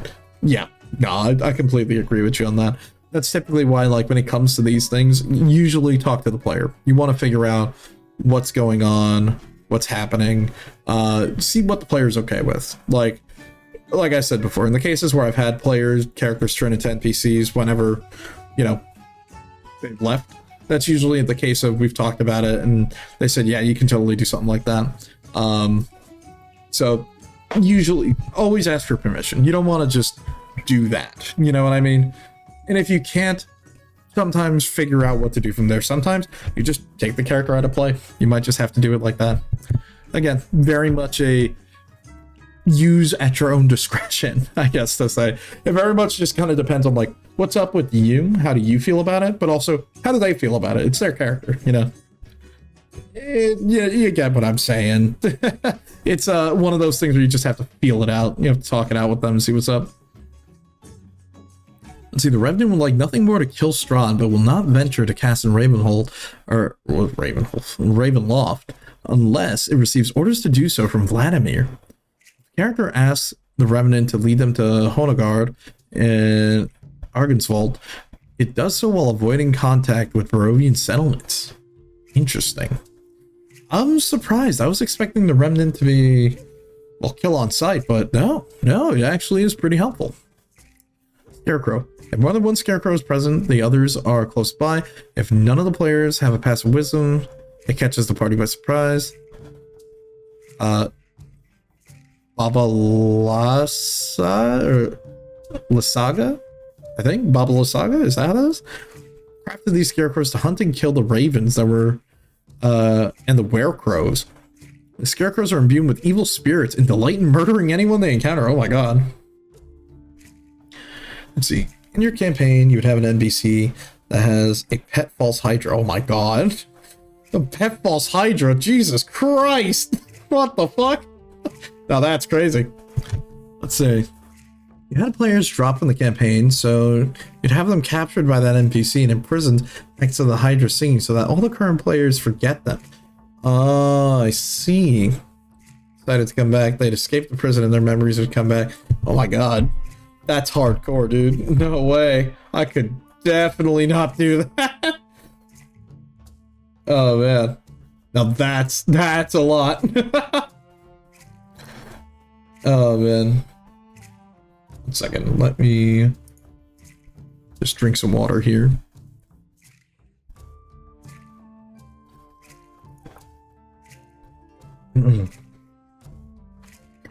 Let's see. Skeletal Rider.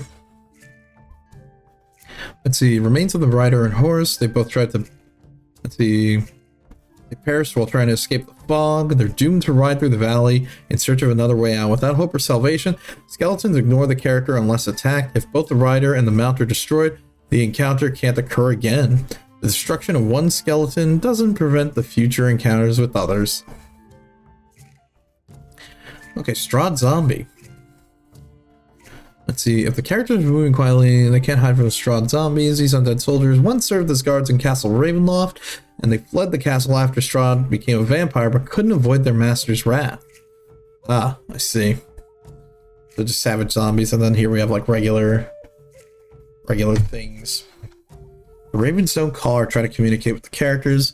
If they leave it alone, read this. The ravens begin to take interest for you. Before long, their numbers swell, and soon hundreds of them are watching you. The ravens fly away if attacked. They are left alone watching over the party, remaining with the characters until they reach Castle Ravenloft or a settlement.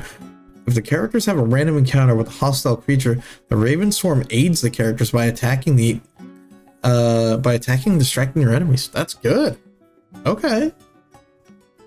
Interesting. Oh, thank you for the hydrate. Let's see. So it sets up that their captures would have happened again at any time due to the memory loss. That's interesting. That's a very creative way to use a creature like that, because I don't know, when it comes to like bigger creatures like that, I typically am not super fond of using it because it can get a little bit ridiculous. But no, that's a very creative way of using like a false hydra. I've never actually ran that creature before, but that's a very fun way to do it. Like, that's at least a more creative way than the typical way. Although, well, I guess that would turn into another nightmare scenario. Now I'm thinking about it, and we are reading a horror module, so go figure, right?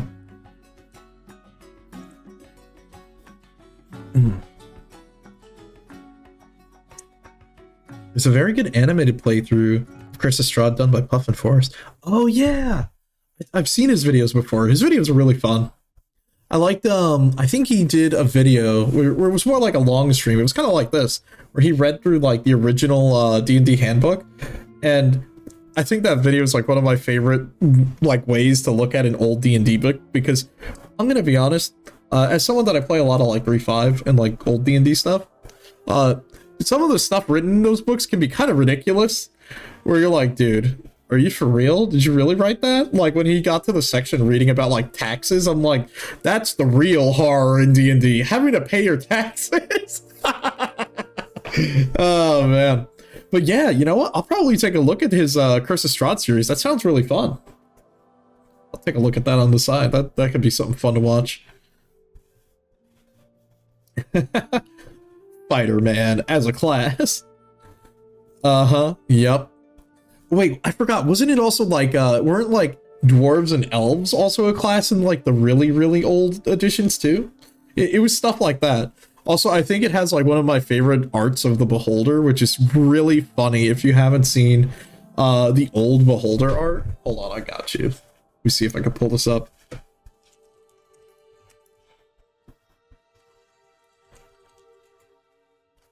Where is it? Oh, here it is.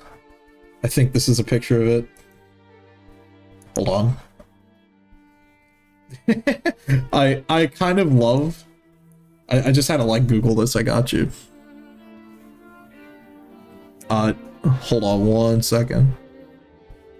We're gonna just hit that and then do that. If you haven't seen this before, this is so funny, because every time I see this art of the Beholder, I'm like, he's so smooth, and he's got like the spaghetti hair. He's got like the little bits of pasta coming out of his head. Oh man, it's so funny, these old arts sometimes. Anyways, let's see. Yeah, and the Hobbits, they used to be a class too. Yeah, it's crazy. Like a lot of the things that, well, end up becoming new. The picture for Invisible Assassin is an empty page. Yeah. It's so funny because like when you read these old books, or like older books, you get to laugh at some of the ridiculousness in it. Where it's like, you could tell either someone had a sense of humor, or if you look at it in like a modern day and age like kind of way, sometimes it doesn't always like add up, you know what I mean? And it can be kind of funny. Oh, I just realized I should probably maybe update the title a little bit too. Let's see.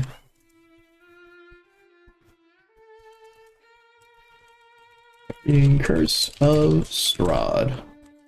There we go. Just had to update that. My bad. Let me pull back up my list here. Yeah, the music's going hard. Okay. Anyways. Back to where we were. I do like that the crow, or the swarm of crows, actually helps you. I think that's cool. Like, it's taking interest in you, but it's not against you unless they're attacked. Let's see. Oh, Jesus Christ. The Stormwind music. Yeah, I'm never going to forget that one. Let's see.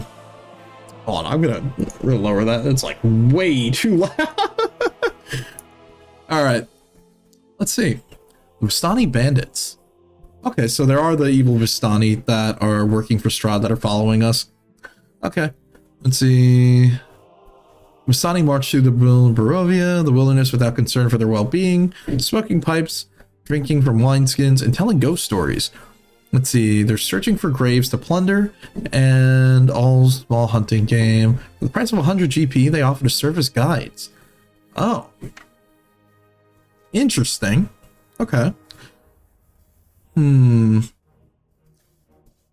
Let's see. When determining random encounters... Excuse me, sorry. Determining random encounters in the wilderness, in addition with wolves or dire wolves, they don't threaten the character as long as the Vistani are traveling with them. They aren't their prisoners. It's probably because they're the Vistani that are working with Strahd, so they probably wouldn't want to kill any of his minions because, well, you know what I mean? Let's see. You have a fun encounter with the Beholder stab block in store for your players. He's going to be an artificer on a floating platform with destroyable flying drones. Ooh, that sounds so fun, dude. Let's see. With layer actions being machines in the room that make new drones that the player could choose to break the machines to stop the drone production. Okay, that's really cool. I like that. That's a really fun idea. Okay, that's the one thing. I think I need to look more into like those layer action things because that sounds like a really fun idea to have in an encounter. Sure, it can be seen as a little bit video gamey, but I think it adds that extra layer of like chaoticness, or at least another rule to the combat to make it a little bit more of an interesting combat encounter. And to me, as someone where my friends like to min-max in D&D, I'm going to be honest, you got to spice it up a little bit because sometimes the regular combat, you know, it's not enough. You got to throw in a little bit more chaos into the mix, throw more spices. You know what I mean? It's a fun way to do it. You can always have those working with Strahd have a token like a necklace or a mark telling them apart. Ah, that's a good idea. That really would be a good idea, like having a trinket that maybe they carry. Interesting. Okay. Let's see. Oh, there's nothing else for them? Oh, I kind of was hoping they had some more. Okay, were-raven. Wait, a were-raven? Is it like a werewolf, but like a human that turns into a giant bird? I've never heard of that. Okay. Wow. Okay. Huh. Now I'm just imagining a giant bird with claws? Same with werebears. Okay. Alright. Gotcha. This were-raven form. It watches the characters from a distance. Let's see. So it'll try to remain hidden unless it's caught. It belongs to a secret order called the Keepers of the Feather. If the characters don't spot it, the were-raven shadows them for about 1d4 hours. Jesus Christ. Let's see. At the end of that time, or any sooner, if the characters attack the creature, it flies away and reports home what it's seen. If the party is a second random encounter with a were-raven, this one presents itself to the characters as an ally and requests that they travel to Blue Water Inn in Vallaki to meet some new friends, and then it flies in the direction. Oh, interesting. Yeah, you're not a fan of bullet sponge enemies, so you've been working in some mechanics. Yeah, so it's kind of funny that you bring that up because let's talk about that. We talked a little bit about min-maxing earlier when we were going through the DMG. So let's talk a little bit about this. So my players, we do a typical thing where most of the party likes to optimize or make a powerful character. Think Ravens, like from Demon Slayer. Okay, that makes sense. But yeah, so most of my party, they try to make like optimal characters to deal as much damage as they can or be as effective as they can. We typically play like D&D 3.5 or Pathfinder 1E. So typically we'll encounter a situation where, in the example I gave way earlier, we had the situation where one of my friends likes to stack AC. So we have to try to find other ways to inconvenience him by inconveniencing the rest of the party. Say maybe the creatures attack him once and they're like, hey, we can't hit this guy. We go after the other guy. Or hit him with like spells that use crowd control to maybe force him to come about another way. Other things I would recommend would be things like, yeah, heat metal works great for that. Yeah, stuff like that. because that is also the other thing. When it comes to when you make a creature that's powerful, let's say the inverse of that situation that I had within that same campaign actually was, so we had a party of 6 people, or I think it was a party of 5 people, and I want to say 3 out of the 5 could hit the target AC. Now, the problem is when these characters add up all their bonuses, and we're playing like an older edition, so you can already assume the bonuses are out of this world. There's tons of things stacking up. So their to hit is like, I don't know, 20 or something crazy. And they're like maybe level 10. So they've got a lot of ways to add up to hit bonus or something. So we're in a situation where 3 of the party members can hit almost everything. And some of the party members are just barely reaching, like hitting AC. And, you know, we had a ranger who was shooting their shots, but they could barely hit the AC mark. So how do you deal with a situation like that? How I dealt with it was in the same way that from my example earlier, where we had our one character who was stacking AC. So let's say for some reason he has 28 AC, 30 AC even. And a lot of that is armor and other bonuses. In older D&D, let's use an example since this was Pathfinder. You have your touch AC, and then you have your AC, your flat-footed, and then the overall. You would try to use magic spells on him as it would target his touch. It would bypass the armor or any other bonuses, or target their saves. That's another way you can sort of deal with a character like that. But let's say we have the inverse, and we have the situation where, okay, some of the players can't hit this creature, but there's that other creature that they can hit. Now, what I mean in this regard is how we dealt with, or how I in particular dealt with the player with high AC was, well, say it's a pack of bandits. I had 2 special wizards that were part of the bandit squad show up at the back, and these guys were targeting him, but their to hit was like a crazy high number. But they have low health and they have very low AC. So the player who has 30 AC had to call out to the ranger and the other character that was using a ranged weapon. And I think it was like a fighter or something. And they're both like 2 lower like to hit classes, or they basically weren't able to hit very high on their ACs. So he called out to them and said, hey, take care of those guys in the back. I'll take care of the guy here. Exactly. See, you're getting where I'm going with this, Micro. So we had the guy who could hit really high and really hard, but they're very weak. Then you could have the big tanky guy, but he doesn't hit very hard. You can come up with the different ways around it, and you're creating a more dynamic combat situation where you're having these characters who may or may not be min-maxed working together to still accomplish the same goal. And that's the thing that you really want to focus on, you know? See, think rule of 3s. A monster can be beefy and strong, but not fast. A monster can be fast, but not beefy. 2 advantages, 1 disadvantage. Exactly. It's funny. I like it. You beat me to the punch on that one. But yeah, that's essentially how I went around it. And that is usually what I try to do to make some encounters more interesting, or I at least try to give maybe the boss a gimmick. Like, for example, one of the last like boss fights that I ran, it was an encounter with basically it's like it was a creature that gets more arms. So as every time it grew another arm, it drew another weapon, and it would gain an additional standard attack or an additional standard action. So it was sort of like a soft enrage for the group where, well, the longer they go, this creature's just going to gain more arms and draw more weapons, and it's going to just become a bigger, nastier creature. So every time on its turn, it's going to use a ton of different standard actions. So that's what led to, okay, we need to sort of amp it up. And, you know, it's fun stuff like that. Like, you can always spice up an encounter like that by maybe adding in more creatures, maybe changing up the type of creatures, maybe giving the boss a unique ability that, hell, it could just be homebrewed. Let's see.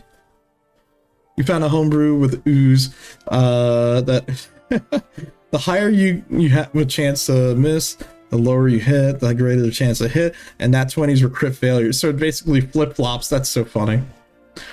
You make sure that your players know that anything they can do, you can also do, but better. Exactly. Yep. That's the fun way to go about it. And that's like the thing to know. And it's funny because I do like to borrow some ideas from different systems when I run these older campaigns. So like the extra standard action thing, I think that was something I borrowed from like the Shin Megami Tensei Nocturne tabletop game, where some creatures just have multiple standard actions. And it's specifically, it says boss creatures in that game, give them multiple standard actions, because that's how that works in that game, or in the video game. So give the creature multiple standard actions, but it says do add in additional monsters, so put in ads and stuff like that. Yeah, essentially legendary actions, pretty much. Yep. Yeah, so stuff like that, you know, you're allowed to play those rules. You can do whatever you want. So there's no rule in the book as the DM saying, hey, if there's something I like from another system, borrow it, find a way to adapt it to your system that you're playing. And why not? If it works, it works, right? And if everyone else has a lot of fun and you make a really cool encounter, I think that's a win in my book. Let me drink some water.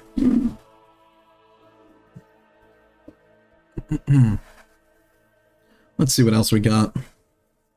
Let's see, werewolves.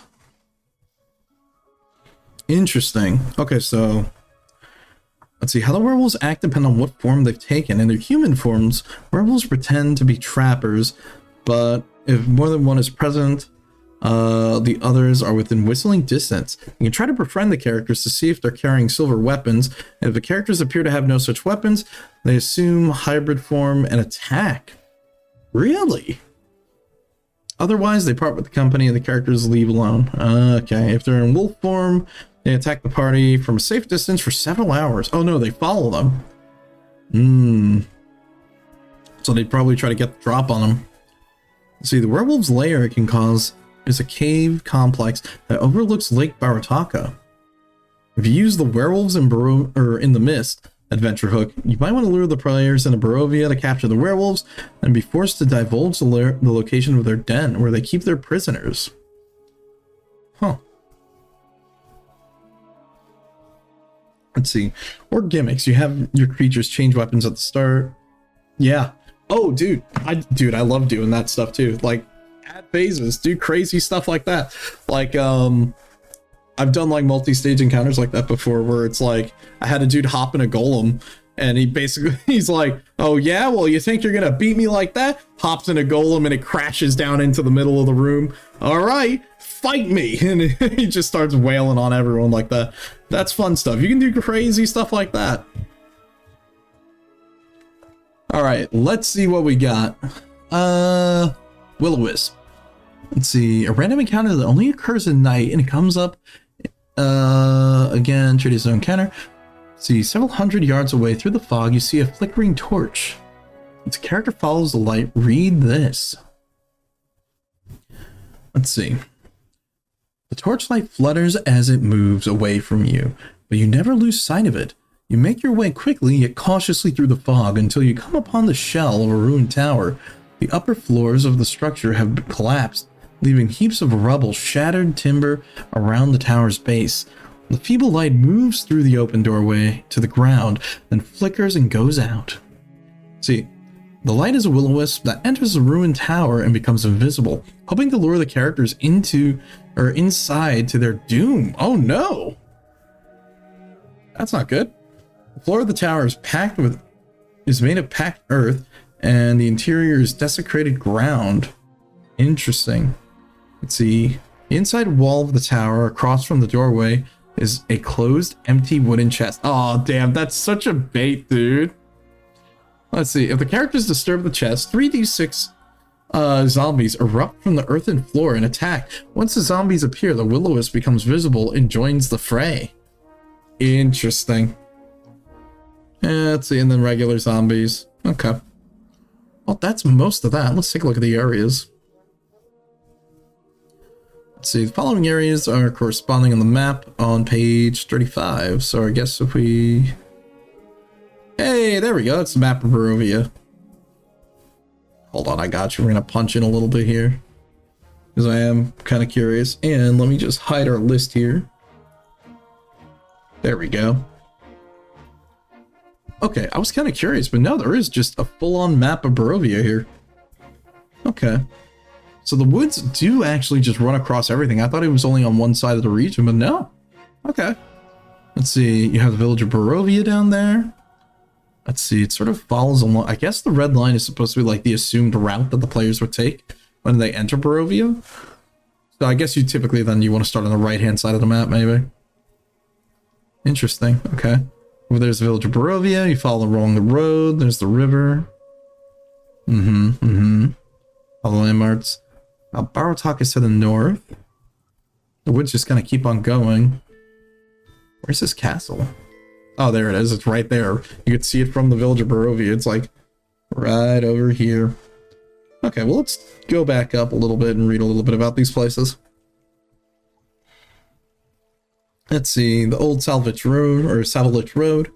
Black pools of water like a dark mirror, and all around a muddy roadway. Giant trees loom on both sides of the road, their branches clawing at the mist. The characters are walking along the road. They arrive at B after 5 hours. If the characters are traveling in the Vistani wagons, the time is halved. Barovian Gate. Let's see. They exist on both sides. Fog spills out of the forest and swallow up the road ahead. See, jutting from the impenetrable woods on both sides of the road, the high stone buttresses looming gray in the fog. Huge iron gates hang on the stonework. Dew clings with cold tendency to the rusted bars. Two headless statues of armed guardians flank the gate, and their heads now lay lying among the weeds at their feet. They greet you only with silence. Yep, no problem. Let's see. The characters are traveling on foot. The gates swing open as they approach, screeching as the hinges move. Okay. Lands and common things about Barovia. Okay, so these are good things to know. Doors, they have their DC checks. Secret doors. If they are obvious clues to the secret doors, such as scratch marks in the nearby walls. Locks, of course. Okay, so these are like just regular things as a DM, so like common hazards, common features, stuff like that. Typical adventure stuff. Yep. Let's see, the gates close behind the characters after they pass through. If they're riding in Vistani wagons, the gates open at the front of the lead wagon, then close once the rear one is entered. The eastern gates don't open for people trying to leave Strahd's domain unless they, and they are accompanied by Vistani. The fog chokes any non-Vistani that passes through the gates or outskirts around them when they are closed.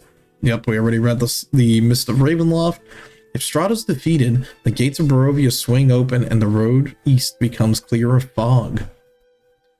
Let's see, the woods. If the characters are traveling in the Vistani wagons, they can continue along there. Characters following on foot, they may notice something. Catch a scent of death in the air. Let's see, the stench can be any of these sources. The foul scent leads you to a human corpse half buried in the underbrush of about 15 feet from the road. The young man appears to be a commoner.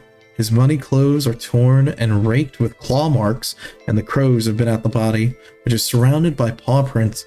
The man has obviously seen death for several days, and he holds a crumpled envelope in one hand. The dead man, Davilanolski, was trying to escape from Barovia with a letter from his master when he was killed on the road by Strahd's direwolves. Wanting to return at once to Strahd, the wolves left the body. Oh. I see, so this is another hook into sort of leading into the town and everything else to sort of get events rolling. Okay. Let's see. Karlin Indrovich's letter, and it's in Appendix F. It was dated 1 week ago. He was instructed to place the letter at the gates in hopes that a visitor would find it and turn back. See if the character lingers in the woods, they hear a lone howl. Oh, okay, so it's basically the longer the party's out here in the woods, the more of a chance you're going to get attacked by wolves. Damn, it kind of reminds me at the start of Fear and Hunger 1, if you just sit outside the dungeon, you just get jumped by wolves. Ooh, that's a nice illustration of the gates. Interesting.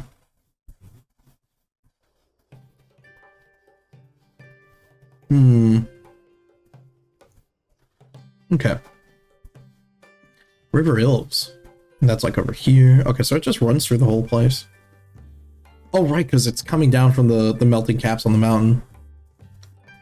Okay. The river is clear as the blue winter sky through the valley.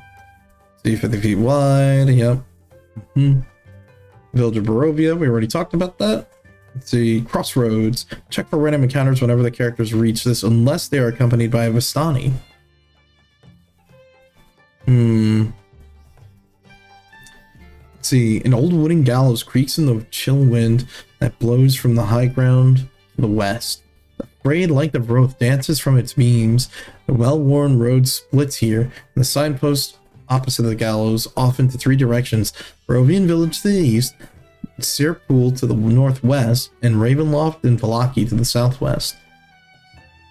Interesting. Wait, where is the crossroads again? F is here. Interesting. Okay. Let's see. The gallows stand on top of the rotting platform, 5 feet high. Let's see, elven graves are here with blank headstones. The forgotten people are buried here or hanged on the gallows. Character who digs up the graves find a rotten coffin containing moldy bones. A hanged one. Let's see. Pick up Van Riften's guide to Ravenloft in tandem with us. Gotcha. Okay.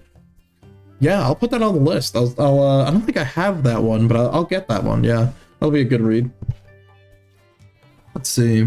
Hanged one. As the characters leave the area, read, you hear a creaking noise behind you. Coming from the gallows where there was once nothing, now hangs a lifeless gray body.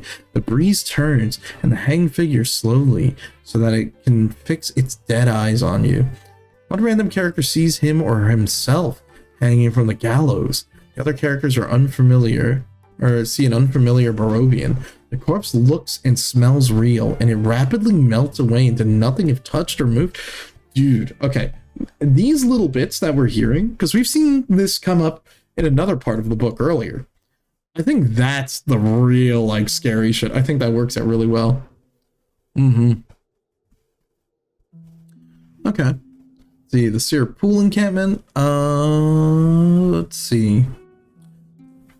The 8 draft horses drinking from the water. Oh, okay, so this is like the Vistani's camp here. Okay. The characters are brought up by this camp, the Vistani. Their escorts remain at the camp and don't accompany the adventurer party any further. Let's see. They're all intoxicated and have a disadvantage app because they're all guzzling wine. Okay, 3 sober Vistani are resting in the 3 of the 4 wagons. And okay. Let's see. Although the Vistani in this camp are in league with Strahd, they attack only if the characters provoke them with threats or insults.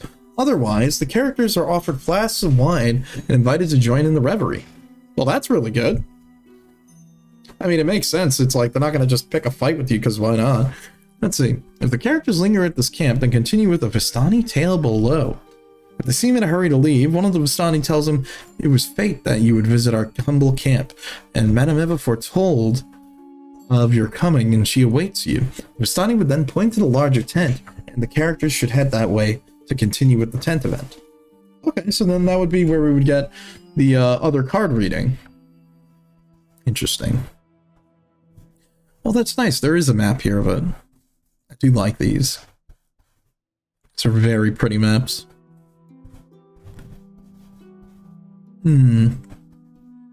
What do we have here? The characters linger by the fire. A mighty wizard came to this land over a year ago. I remember him like it was yesterday. He stood exactly where you're standing. A very charismatic man he was. He thought he could rally the people of Barovia against the Devil Strahd. He stirred them with thoughts of revolt and bore them with the castle en masse.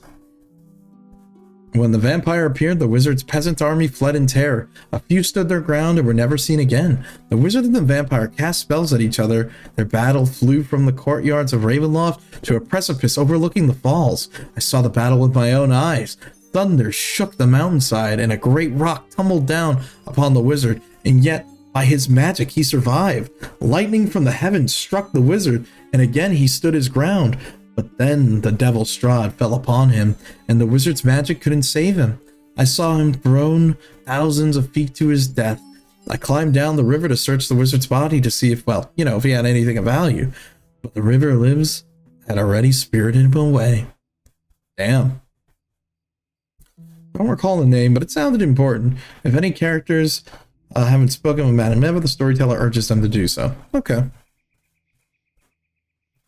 Let's see. Interesting. Ooh, this is a cool song. Let's see.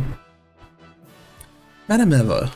She speak the name of each of the party members, make some reference to the individual's past deeds. Oh, right, because she's supposed to be like a clairvoyant. Interesting. And then she proceeds with the reading that she did in chapter 1. Okay. Any other interesting things here? I guess there's treasure, but, is what it is. Things you can find in their camp. Let's see. We already talked about the Fortunes of Ravenloft, which, again, I still think is a really cool idea. I really like that idea. Let's see. What else do we have here? See the falls. I would assume nothing goes on here. Slippery. Let's see. You can climb it with a kit. Gargoyles on the bridge are harmless sculptures. Okay. Let's see the black carriage. Interesting. If Strahd has invited the characters to Castle Ravenloft, or otherwise wants to steer them in his direction, add parked at the Fork Road, pointed east, is a large black carriage drawn by 2 black horses. The horses snort and puff steamy breaths into the chilly mountain air. Then the side door of the carriage swings open silently. Let's see, the 2 draft horses are under Strahd's control. Horses wait for the characters to pile into the carriage if they so desire. There's room inside for 8 of them. And if they get into the carriage, the horses draw it down to Area J. Let's see, the horses can't be discouraged from their course, not even by a skilled tamer. Or a skilled teamster? Okay, that's a word I didn't know. The characters who don't want to travel east in the carriage can follow the road northwest. Okay, so you can just sort of do a couple different things.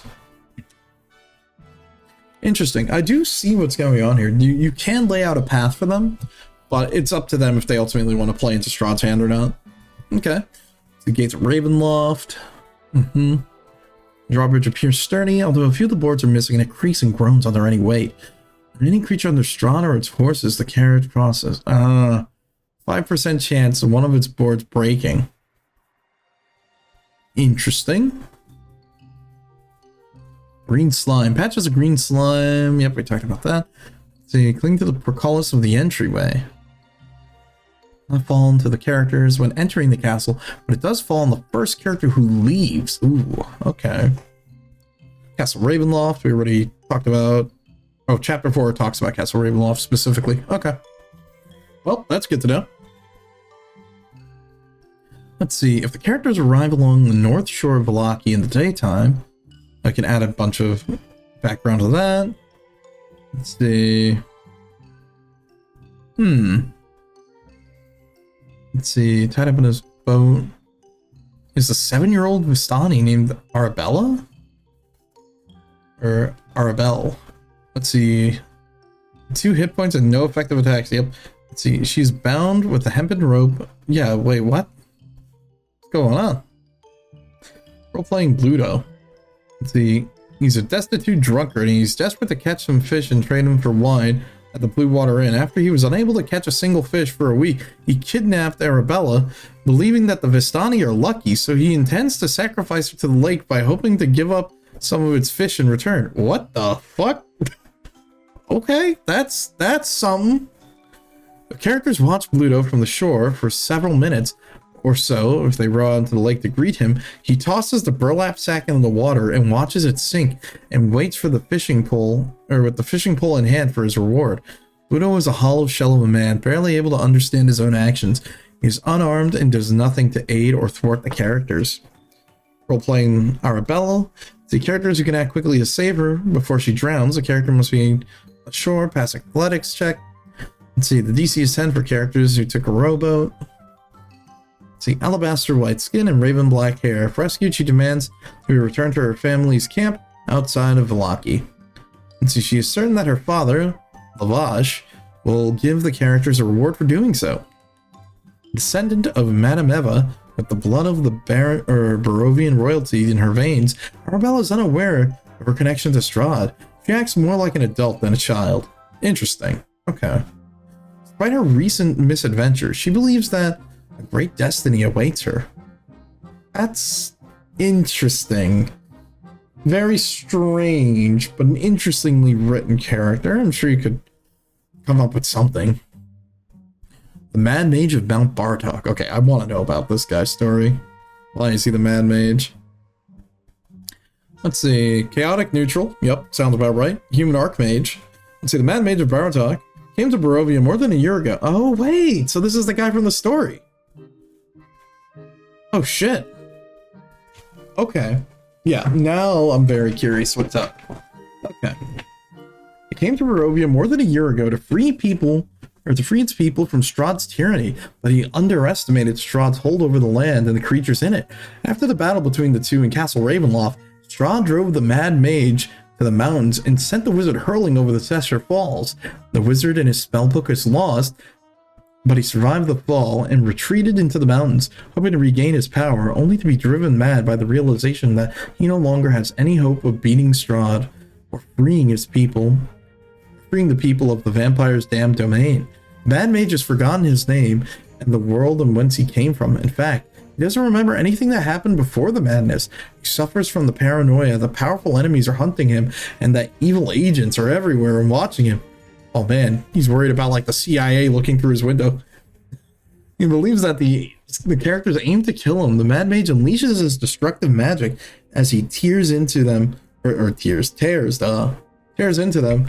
You think my magic has grown weak? Think again. And if he's reduced to 50 hit points or lower, he shouts, "Tell your dark masters they can break my body, but never my spirit!"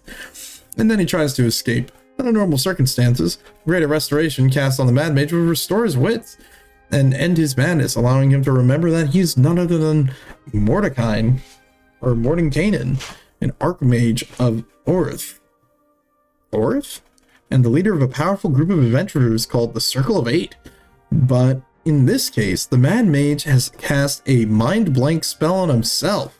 So as long as the spell remains in effect, his sanity can't be restored by any spells. If the character surmise that this powerful magic is preventing from restoration, they can convince him to divulge the reason why their spell failed. The character who's also ascertained the cause of the spell's failure. Okay, so you have ways to find out. Let's see. The Mad Mage is different spell list from that of the Archmage and the Monster Manual. Interesting. Let's see. He already has one level 1 spell slot to cast Mage Armor used. He has Polymorph, Mordenkainen's Magnificent Mansion.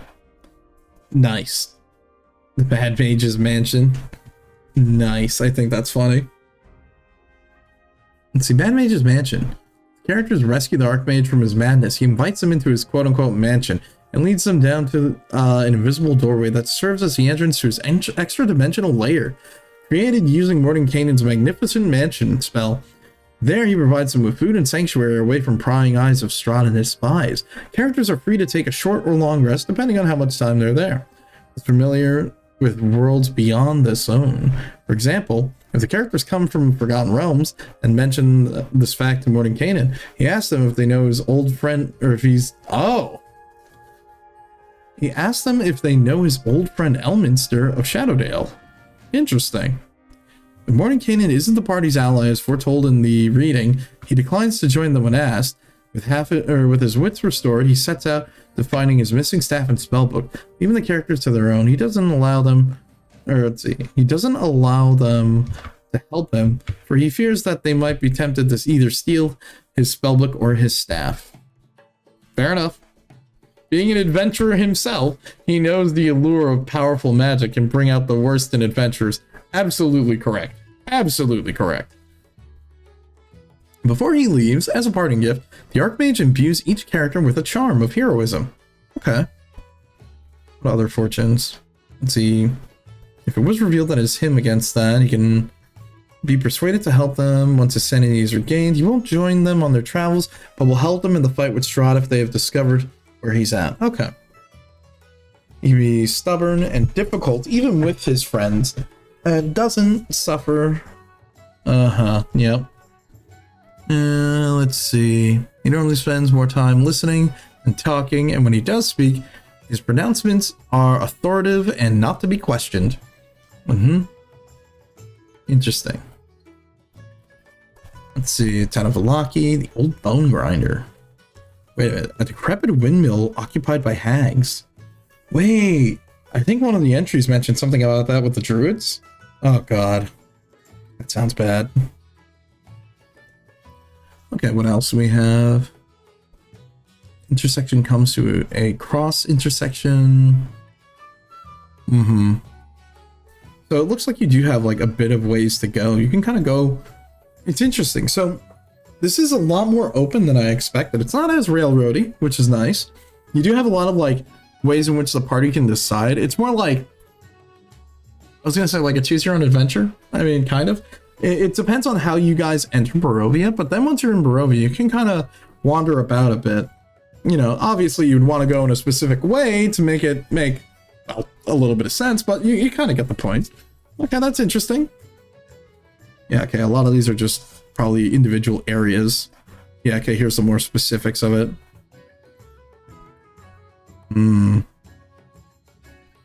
Okay. Let's see. Arena, the adopted daughter of the village of Burge Master. We already know that, so Irina would be here. What else? Mad Mary. Occupants other than the Mad Mary's Hound House, Burge Master. Let's see. Rat Infested House, Peruvian Villagers. Let's see. Strahd Zombies. Okay, so typical stuff. We've already kind of seen that happen in the town. I do like how this looks. I do like the maps that they provide. These are pretty nice. Let's see. Mark the Lesser. I do like that they have like a wide variety of NPCs in here. So this is interesting. Let's see. Venturing gear. Okay, sometimes they have some stuff. Okay, so they trade with the Vistani. Oh, actually, I just realized they said no new money comes in, but I guess the Vistani technically are bringing in supplies that they wouldn't normally get. Or maybe additional items? Probably that they're buying whenever they leave Barovia. And then they sort of like flood it back in and, you know, bring a new variety of goods. Interesting. Let's see, Blood of the Vine Tavern. Let's see, Blood of the Vine. The N has been scratched over with an F. Interesting. Blood of the wife? Okay, that's weird. Let's see, what's finally up in a tavern. Blazing fire in the hearth. You've sent the warmth. Yep, okay, the Vistani are there. Let's see, Ismark. Okay. He's lived in the shadow of his father's foremost life. Let's see. It's your typical dour Barovian. He invites the characters to join him, as well as pay for their wine and ask in their aid in protecting his adopted sister Irina. Oh. Okay, so he's sort of the quest hook to start dealing with Irina for the players. Okay. Let's see. So if they agree to help, they take him to residence. Wants the characters to help him escort Irina to Valaki, a settlement in the heart beyond the court. Okay. I assume as soon as you start, moving Irina, it's a gamble. She's vulnerable to Strahd once she's outside of their home, but when he had heard assertions that the Valaki is well defended, Ismark is tight-lipped as any other Barovian. Okay, so probably he wants us to help her. Yeah. Probably wants to have the players help her out, move her, and then as the DM, that's your cue to start setting up more specific events regarding Strahd spies, regarding Strahd maybe approaching them at night. He would obviously want to take her, but maybe he can't outright do so. We could probably come up with an interesting scenario that way. You know? I've got a feeling like there's probably like a ton of different ways you can go about it, which, I mean, more power to them. There's a lot of interesting stuff. Let's see. Hold on, let me just do a time check. Okay. We're probably going to take a look at, oh my gosh. Let's see, role-playing arena. Oh yeah, there's like a bunch of stuff we can still read in this chapter. So you know what?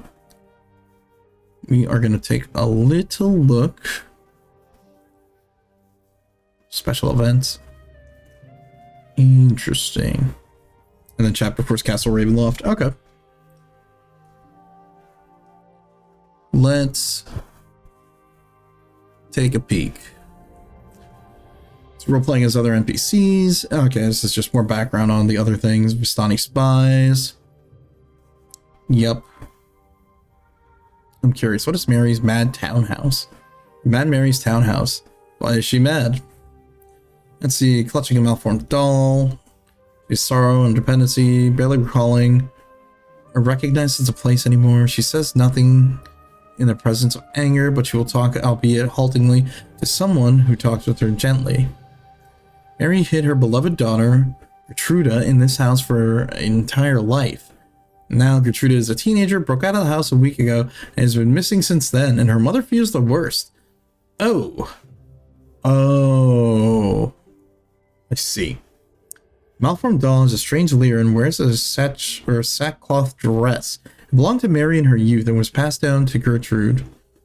And Galdolf Belinsky, the toy maker of Valaki, made the doll, stitched from the hem of the dress and the fragte bearing the words, "Is no fun." Let's see. "Is no fun, is no Binsky," or Belinsky. Wow. Okay.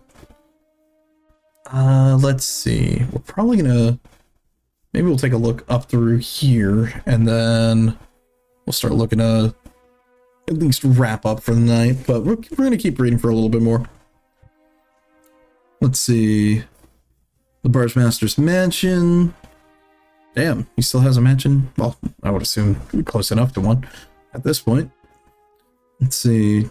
Definitely sounds like, at least from like a lot of the descriptions that I'm getting when it comes to like Barovia, how the towns should look. I do have a specific idea in mind of what it looks like. I think more specifically, this is going to sound dumb, but hey, if you ever played WoW, since we're playing that music in the background, if you've ever seen images of like Duskwood, it kind of makes me think of that, like a gloomy town that's sort of surrounded by like maybe either dead trees, and mentions undead, although it said the forest is very lively, but it does have a lot of monsters that are roaming through it, or at least like tons and tons of dire wolves, which, bro, come on. Okay. So characters can survey the coons, can, okay, so this is just discerning what happened. You can probably figure it out. Zombies and ghouls. Let's see, Irina Kalyana. Let's see, human nobleman with 14 hit points, the adopted daughter of the Barge Master. Let's see, she's convinced everyone outside the door has no allegiance to Strahd. If the characters can convince her with either good role-playing or a DC. Good important note there, by the way. Good role-playing is very important. Let's see, if Fistmark's with them, she'll open the door. Got it. Let's see, make the coffin themselves. I see. So that's probably how, yeah. Lying in a wooden coffin surrounded with wilting flowers and a faint odor of decay.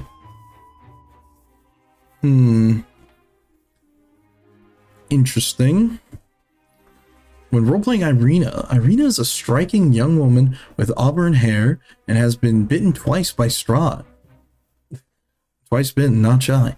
Let's see. The villagers are afraid of her and avoid her. The characters are Irina's best hope for protection, and so she's willing to accompany them, let's see, under certain conditions. Although she appears mild, she has a strong will and has, let's see, aids the party the best she can in saving herself. She doesn't remember her early past, and she doesn't seem to know how she came to Barovia or where she's from. Moreover, her encounters with Strahd are fuzzy memories thanks to his vampiric charm, but she can recall clearly the blazing hunger in his eyes. You know how they have wolves and dire wolves, but they ever think about becoming a dire wolf? Yeah, I know, right? Let's see. She tells the characters that wolves and other terrible creatures attack the house night after night for weeks, and the Barge Master's heart couldn't take it, so he's under constant assault. So he died 3 days ago. Strangely, since his death, the house has not come under attack. She says that no one from the village is brave enough to help Ismark take Colin Indrovich to the cemetery for a proper burial. Irina asked the characters if they could do so, and then deliver her body safely to Donovich, the local priest. And she refuses to be taken to Valaki or anywhere else while the Barge Master lies dead on the mansion floor. Okay. Interesting. Okay, so I guess that is the premise for that. Not bad, not bad. It does lead to like an initial quest here with a setup and goal. You do this, you help her out, then she'll end up joining you and you could start doing the escort. Interesting. Okay.